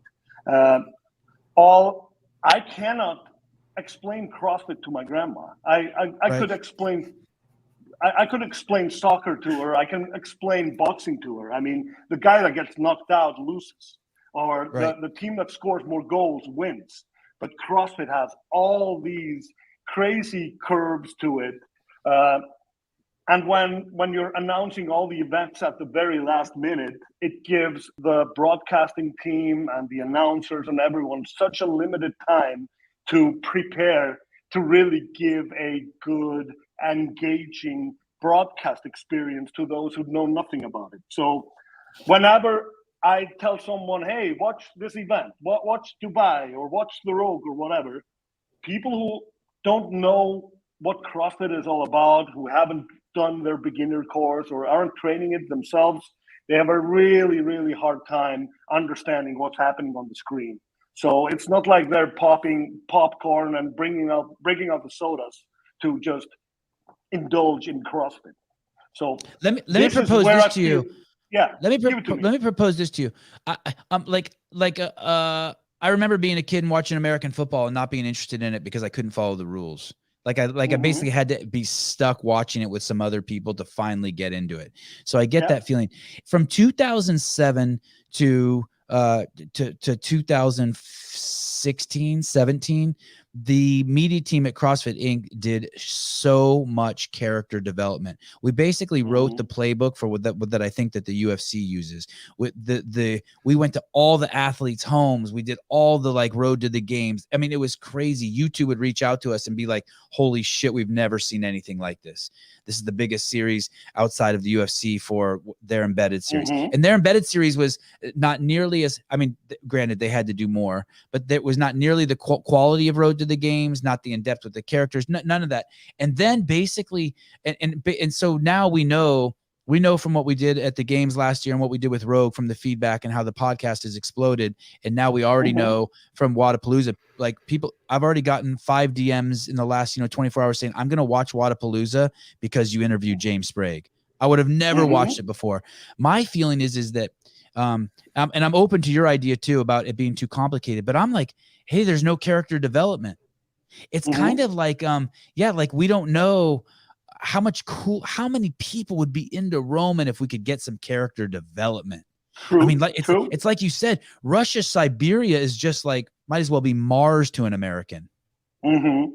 It's a mythical place. True. It's like fucking it's Wonderland. It's Alice in Wonderland. Mm-hmm. My days of traveling are over. I would love to go. Those days, I filmed a bunch of movies and shit in Russia. It was awesome. It was awesome. But my days are over. But go get them, Clive. Go get them. So I think it's character development. The media, when they got rid of the media team at CrossFit HQ, when they got rid of me at CrossFit HQ, it went to shit. That's my theory. No more character development. I will give a lot of applause to this. And when I was studying CrossFit, I didn't know shit about CrossFit, and I didn't really care about CrossFit or anything. But what really helped me was all this terrific content that was available to get involved in it. And those movies that you guys did, the 2015, 16, and 17 or even Every Second Counts, even the first one from 2008, like you got to see these people. Yeah, absolutely. And you got to see all of them, not only just the champions and all of that. And I think in terms of Sarah Sigmundsdóttir and her fame and everything she has become, this was the springboard. This was beyond doubt the springboard, because without this, you would have only had this blonde girl who crushed a few events and nearly won it in 2015 and 16.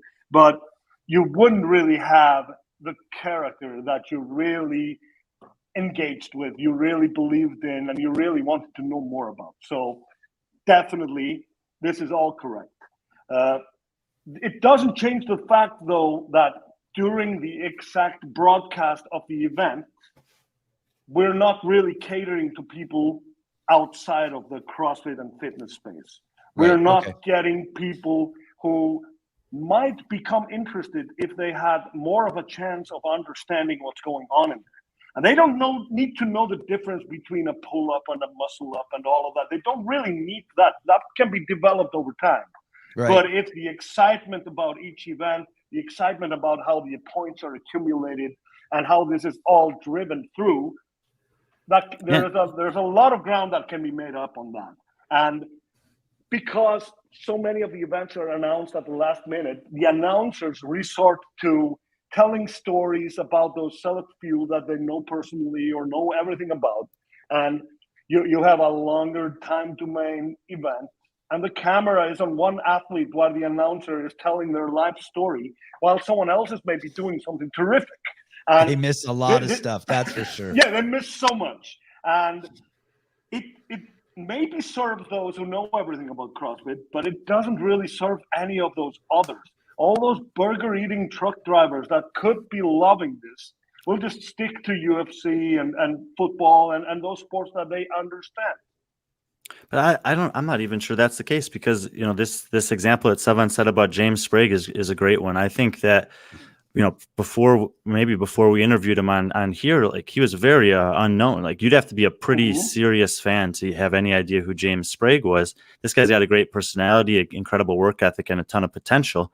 He's training with, and he has been training with the Brute Strength, which is a very well-established program. He's got friends and support system that are helping him do this. He started his own business, and there's so many athletes. There's like 85 individual athletes competing at Wodapalooza in the elite division. There's almost 200 of them competing in the elite teams of 3 division.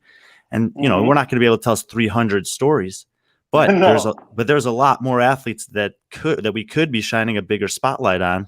And I agree completely that a lot of the competitions, and I think this is in part a derivative of the games, and in part of just the weirdness of the ups and downs of the media space in the last 3 years, after it was kind of disrupted. But it makes it difficult for people who do know a lot about the athletes, who do appreciate a lot of the athletes, to be able to get those stories out there into the psyche. I mean, James Sprague might not appeal to everyone, but he's going to appeal to a different demographic than a BKG or than a Roman. And if we can tell more and more stories, then we draw from more and more fields, and it's better for everyone. Man, people liked him, by the way. He was at home. Yeah. Definitely. And it's great that you guys are bringing some of those incomers into the discussion, and you're featuring them and giving them a shot to shine. But who is your audience? How Right. many Right. outside of CrossFit are actually watching this? My mom. Oh no, wait, she Okay. does CrossFit too. Sorry. No one. The No thing I'm one. looking at is, let's say there are 5 or 6 million people in the world doing CrossFit. Let's say there are people around them who don't do it but appreciate CrossFit and have like some interest. Let's say we have a 10 million roof on this. We have 10 million people that can be catered to.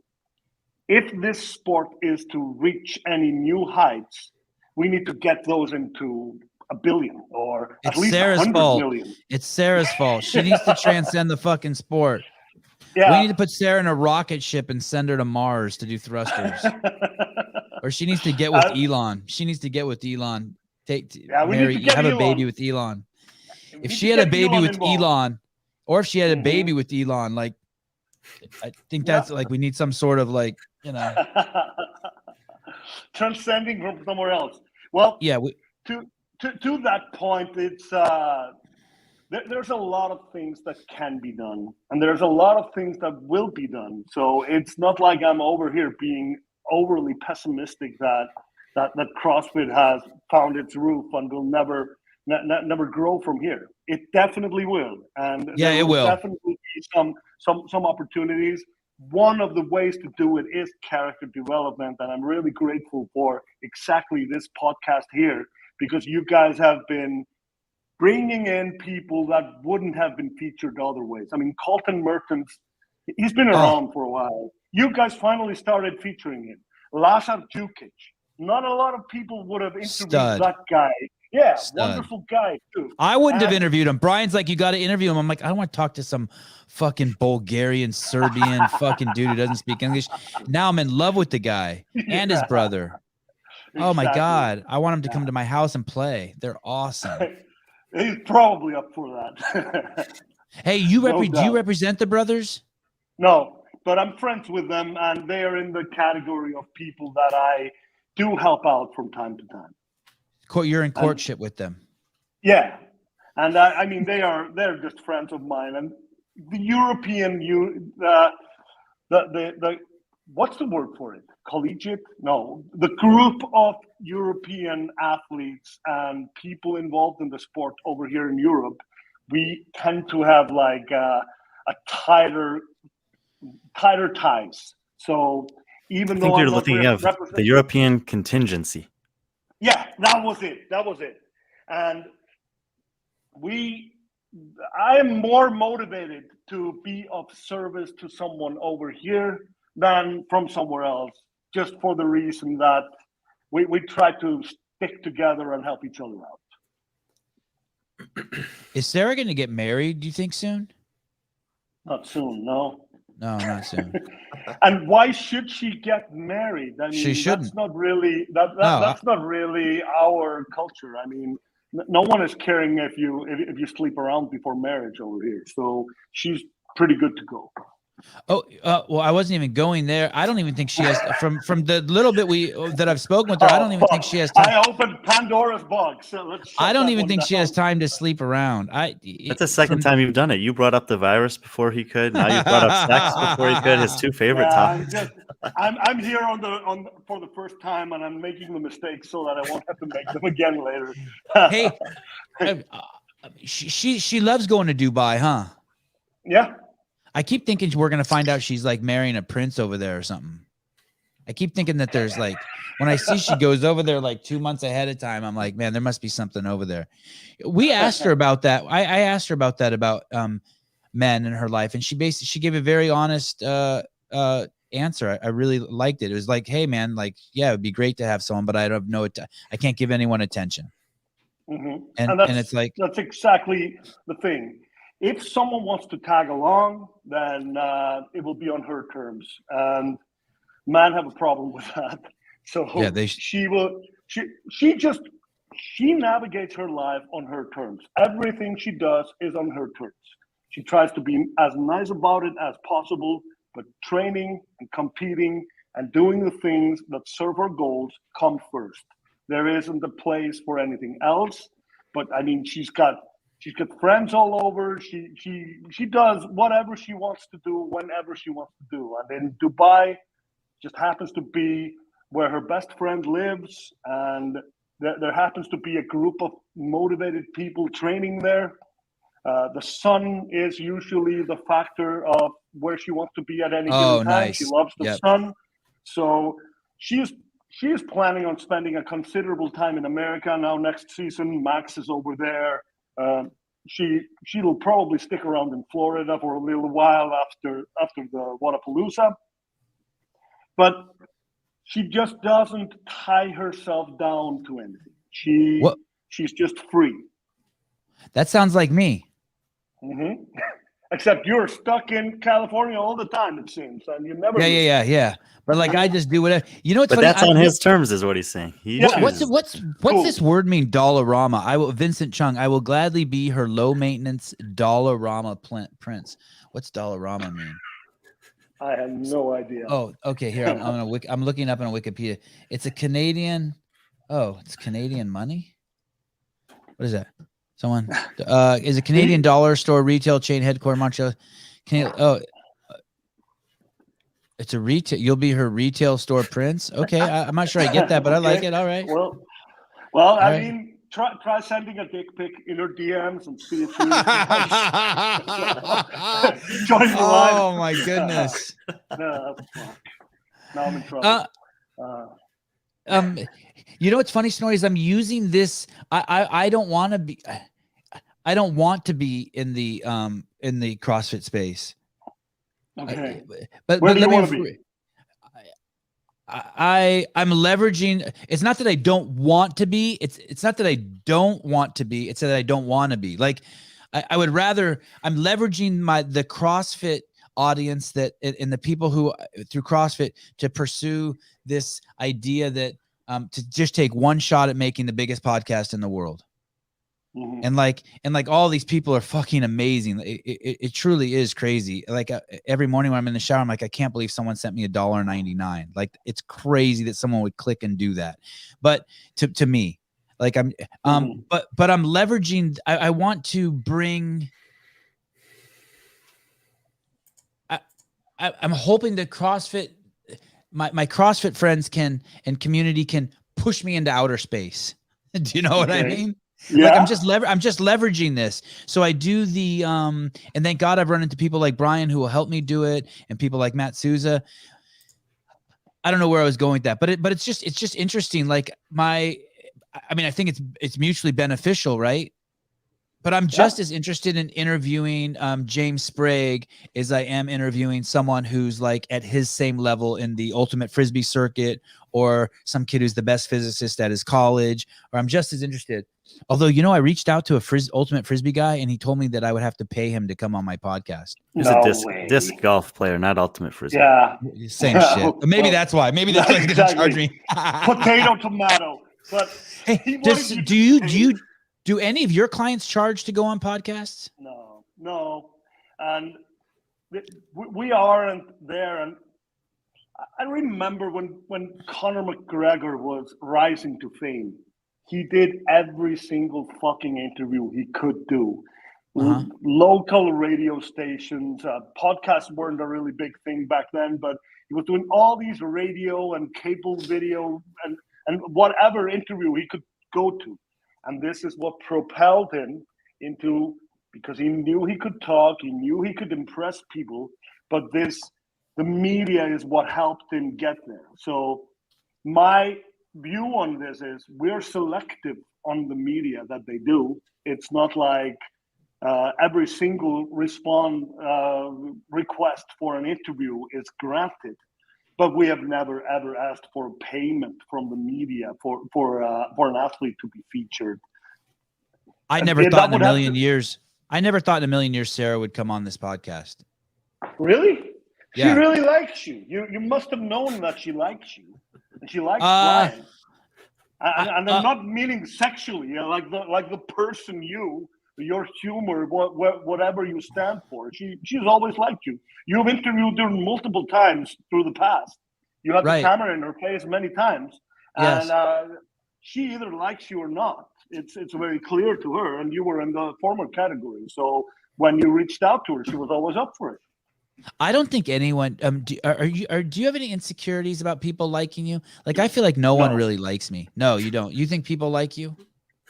Well, I know for a fact that there are plenty of people that don't like me, and there's plenty of people that I don't like either.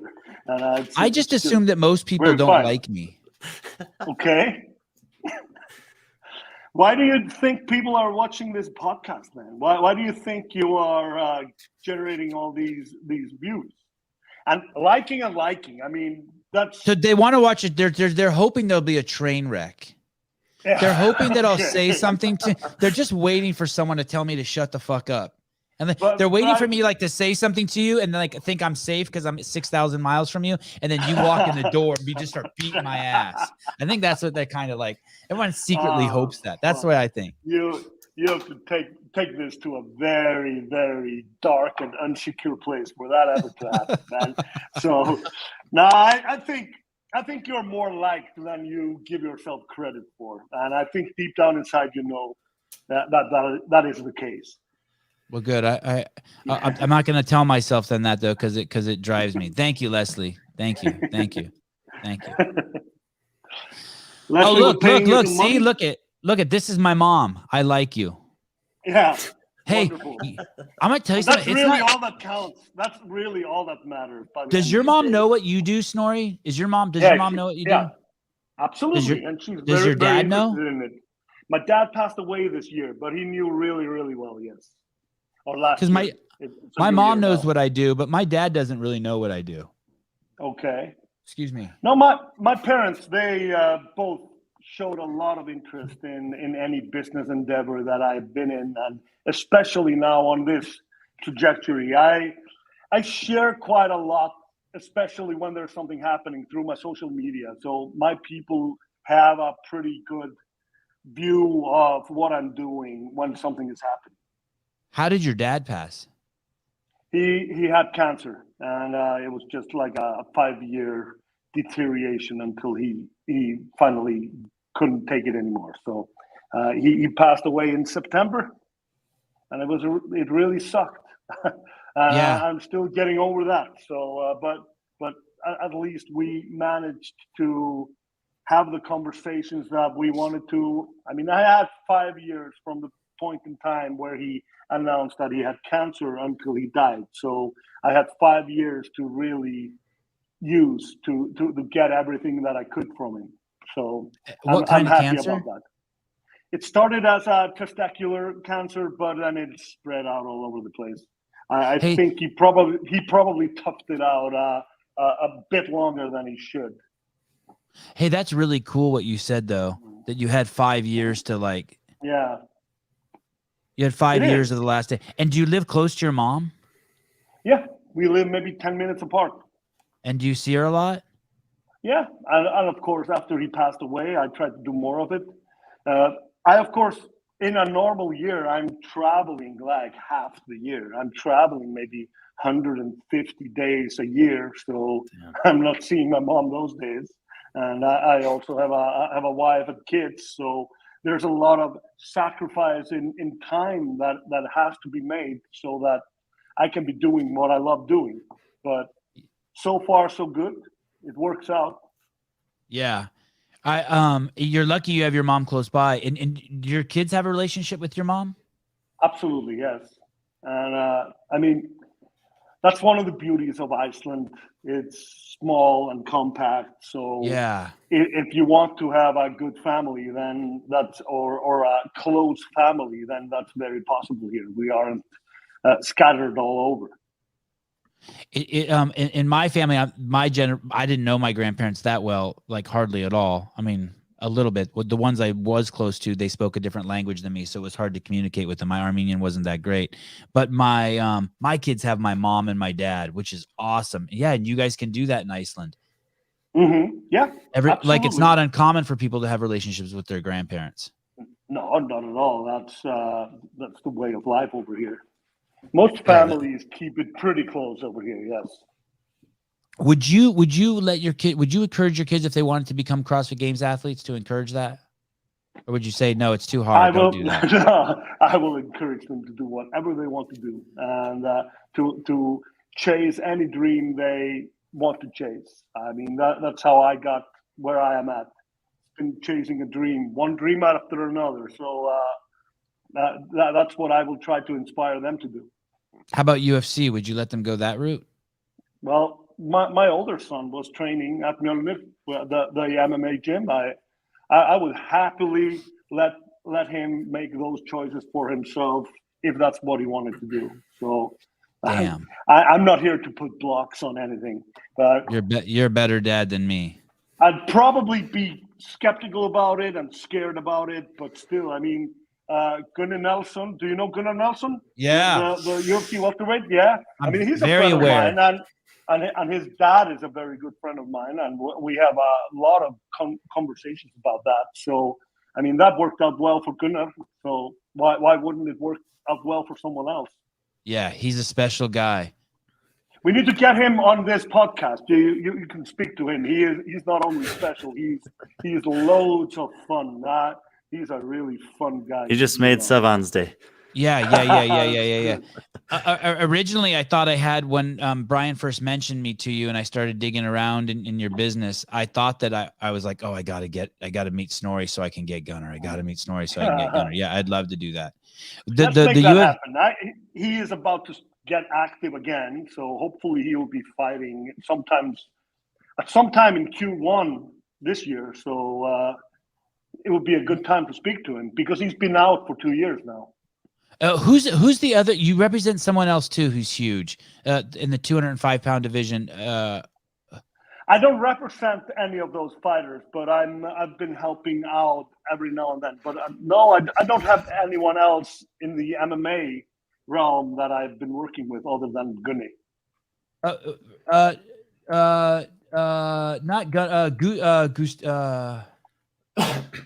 you weren't representing who's the guy? He fought John Jones. Yeah, Gustafsson. No, unfortunately, the Swedish guy Gustafsson. Yeah, no, it's I don't even know him. Do people confuse him and Gunnar a lot, even though they're in different weight classes? No, I think you're the first one. Oh shit! Because they got a similar look going. Going. It's that Nordic Viking vibe. Yeah, the blonde looks. But I mean, Gustafsson is considerably bigger than Gunny.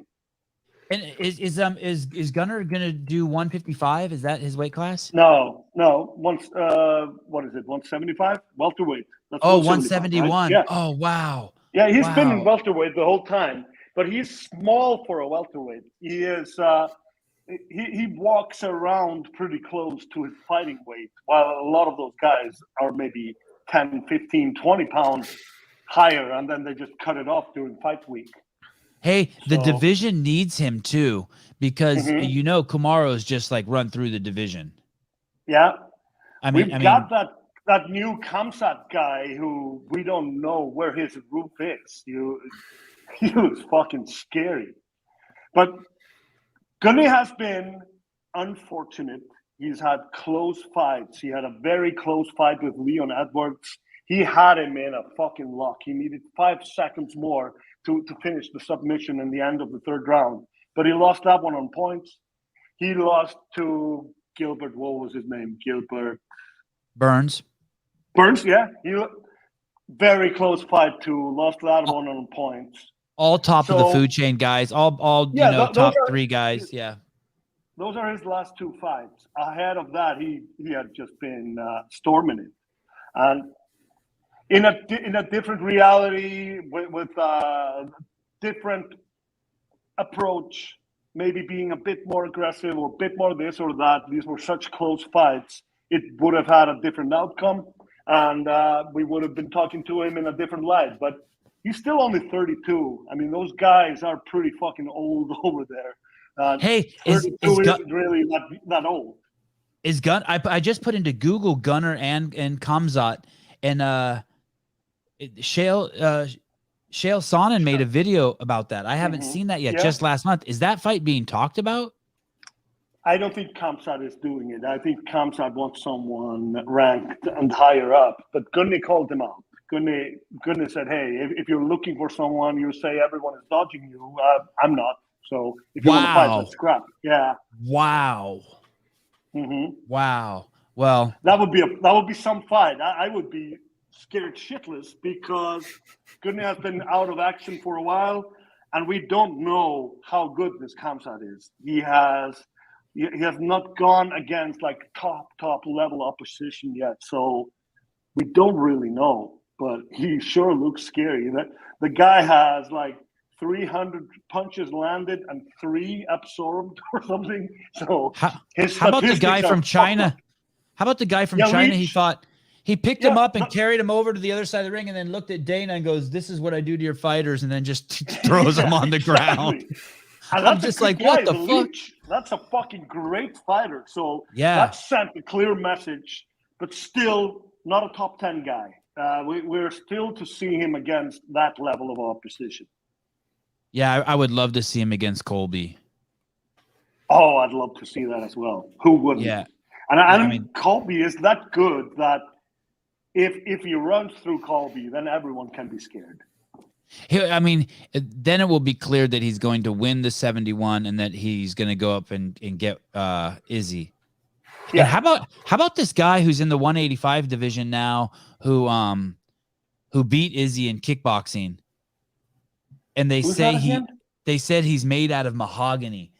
This guy is nuts. I wish I could remember his name. Maybe someone will say in the comments. Is that Kamsat? No, is that Khabib's friend? Is that no, it's a Brazil. It's Glover Teixeira's boxing coach.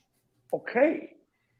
And he's the only guy. So I think he's the only guy ever to knock out Israel Adesanya. And Israel had like a kickboxing career of like 75 wins and 5 losses or something, right? Yeah. And this guy beat him.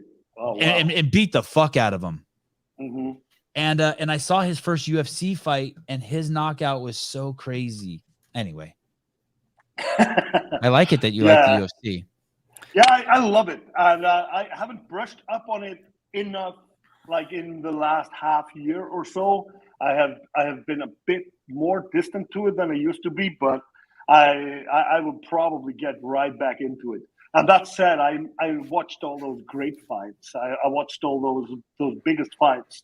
And some fights they have been now in the recent weeks. And now they're taking a few weeks off, and I have nothing to do on Saturday nights. Are you going to watch the boxing match tonight? There's some heavyweight pay-per-view event tonight. Are you going to watch that? I wasn't aware of it, and I love boxing, but I've been selecting what I watch and what I don't because I don't have all the time in the world. So boxing kind of went on the back burner. When you come home, you have to be with your kids. Sorry, Brian. Go ahead. Yeah.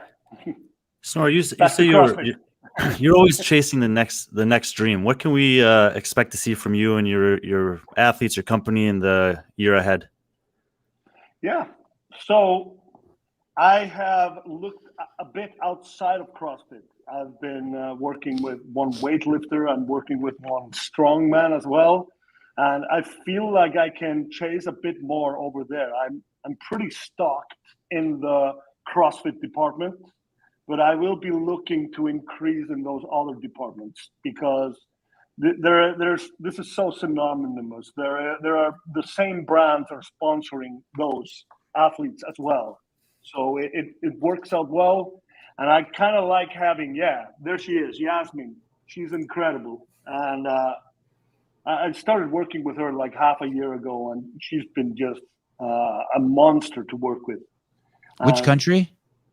She's from Malta, which is probably one of the reasons for why we get along so well. We both come from a small island nation, so there are, even though the weather is different, there are a lot of similarities. She went to the Olympics. She's been competing at the World Championships. She's beautiful and she's driven. She's intelligent. She has so many attributes that have been contributing to the fact that she's just skyrocketing every month in new followers and new this and new that. So, and a lot of opportunities that have been coming her way. Dude, look at this, people. Look where she lives. She lives between Naples, Italy, and Tripoli. in a puddle of water called the Mediterranean Sea. My God. Yep. Someone lives there. Hey, where's Gabriella? Is that near Magawa? Where doesn't she live? Oh, no, she's on from Mallorca over Poland. here. Yeah, she lives in Mallorca. Oh, but you could take a boat. They could boat to each other. Yeah, it's the Mediterranean. If they want to, they can row and meet halfway. It looks like it's about 1,000 miles. Yeah. Well, that's a lot of rowing. How is that? How is that? You represent Magawa, right? Yeah, I do. And how is that? Is she trains on that island? Yeah, she lives there. Oh, do you represent Laura? No, yeah, she I was don't. great. Not Laura, but I represent Christoph, Laura's brother, the Hungarian bear. Oh yeah. Yeah. And he's been kind enough to be on. Yeah, he's a regular with you guys, and I love that. You're giving him a platform. He's a really asset. Cool guy. Will he be in Miami? No, neither one of them will be there. Okay. Out of my stable, it's really only Sarah who's competing there, and then there are some athletes that I am involved with or have some sort of a relationship. No, I'm kidding. Sam Stewart, the Irish guy, is there. Oh, too. that's right. He was on the show too. He's on team. Yeah, he's one of my guys. Yeah.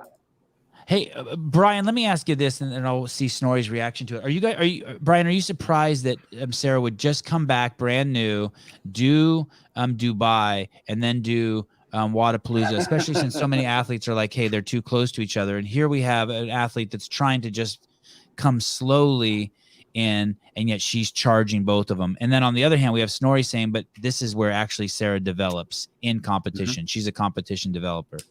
Yeah, and obviously that's a significant factor, and we know that that's something she's been missing and craving. Not, the last 2 years she's had very little live competition experience, but I would expect that the conversations are very mature with her and Max and whatever her personal trainers or physical therapists are in Iceland and Snorri.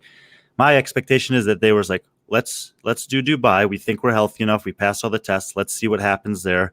And honestly, Dubai was a great test because they got to run in unstable conditions, and they had to do the thing that caused the injury, or was the last straw that broke the knees, so to speak. So she checked those boxes, and I would assume that week following that, they did a little check-in, they did some whatever analysis, had the conversations, and she knows she's coming to the U.S. anyway. She knows she wants to spend some time here. She had an invite to compete there.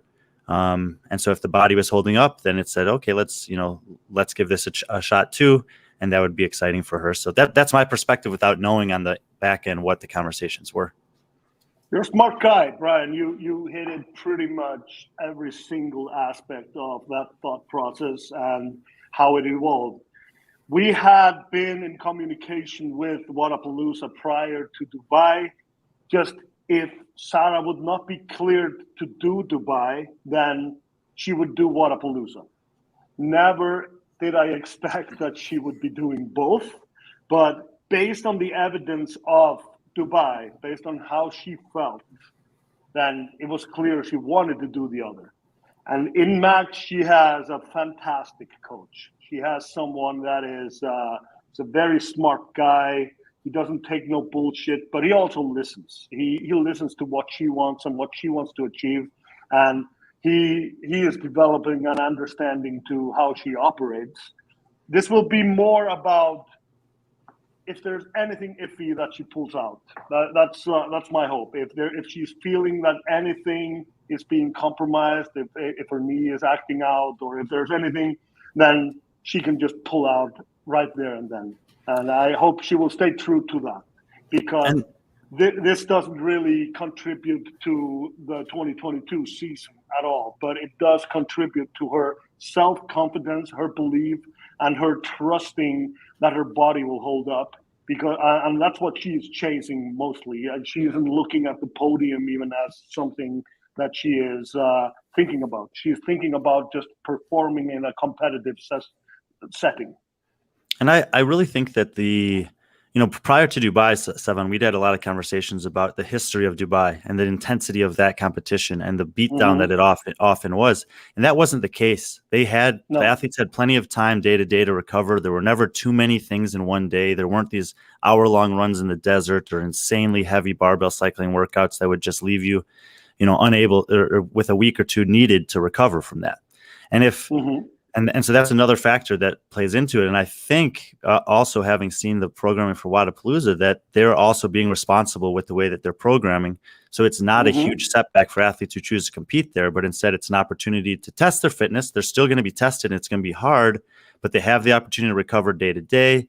And it's not such a grueling test that sets them back for a month from their training or whatever. Brian called the programming at Wodapalooza responsible. It's funny when I hear that, I just think of I just want to know all the events that he thinks are irresponsible. I have a question for you, Snorri, but first I got to say something to Caleb. Hi, Caleb. Don't we have a new overlay that when someone says Brian is smart, it's supposed to pop on the screen and say Brian is smart? Yes. What are you doing over there? Are you doing your day job or like what's going on? Show off. Jesus, crime anybody. What the hell's going on over there? Sorry for you guys to see. The reason why I say that it's responsible is because the competitions are aware that the ecosystem wait, hold on. It's one of those overlays? I don't mean, don't be getting crazy, Caleb. It fucking will come over to your house. Sorry. No, there needs to be a balance. Athletes want to compete in the off season, but they know that there's only so many times they can compete. As Snorri said, it's going to be different athlete to athlete, but the competitions also need the athletes there. So if they're doing things that are so difficult, so demanding, so fatiguing, so draining that it then prohibits them from doing other competitions, it's actually worse overall for everyone. Hashtag CrossFit Games. Hashtag CrossFit Games. CrossFit Games is different because it's the end of the season. Yeah, there's at least a couple months, and it's for the best of the best. How about us? Can you point out to any or do you know competitions in your head with that are irresponsible? No, some of these have been programmed differently and with different purposes in years past. Okay. But now everyone in the sport, the competition directors, the managers, athletes, the coaches, et cetera, are all realizing and learning more and more every year about what's reasonable in terms of volume of training cycle, volume of training day, volume of competing in a season. And that if people are more cognizant of that, then they can create the reality for athletes to compete a little more often without having to worry about how detrimental it's going to be to whatever their other goals are. I like that. Yeah. Snorri, do you think that Sarah has the discipline to pull out if she is I know these people, they're some of their best qualities that got them to where they are is that they are hyper competitive. I guess that is the question. If she feels something like, hey, it's better to fight another day than, die on this hill. Does she have that in her? Not by herself, but there is a team there, and it's a team effort, and it has been spoken about, and she knows what her goals are too. But no, on the day it will be really hard, but she also remembers how fucking hard it was to be on the sidelines for 8 months. So she's a smart girl. You should put that on the screen. Sarah is super intelligent, and she is someone. I'm looking at Caleb, and he's smiling. So Caleb, I couldn't find it either. Just so you know, I couldn't find the Brian is smart. I saw. Yeah, there we are. Nice. But let's get rid of that H. There is no H in her name. It's Sarah. It ends with an A. Hey, can you say her real name? Snorri? Snorri? Yeah, I sure can. Snorri? Her name is Ragnheiður Sara Sigmundsdóttir. Ragnheiður Sara. Put that in your pipe and smoke it. Hey, I really need someone to spell that out for me. Is it phonetically? So that I can start saying it like I say Björgvin Carl Gudmundsson. You have come a long way with that one. Yeah, you have. I feel like when I say his name, it's like when I start up my motorcycle. I just feel like better than everyone around me. Snorri, thank you. He appreciates it. Thank you very much. Too, I hope we won you over. That you will feel safe and encourage us and allow us to interview any of the people in your stable. I hope you'll stay in touch. It was great having you. Happy New Year. Absolutely will. Yeah, you too, guys. Thank you so much. And I'm a big fan of this podcast, and I have been for a while. So it's been an honor to be here. And I was just thinking, what took you so long? So thanks for that. It wasn't it's just waiting for the right time. I was just thinking, these guys probably think I'm a fucking asshole. Since they See, never so asked you me have to the be same on. problem I have. So you have the same problem I have. Just from you guys, though. But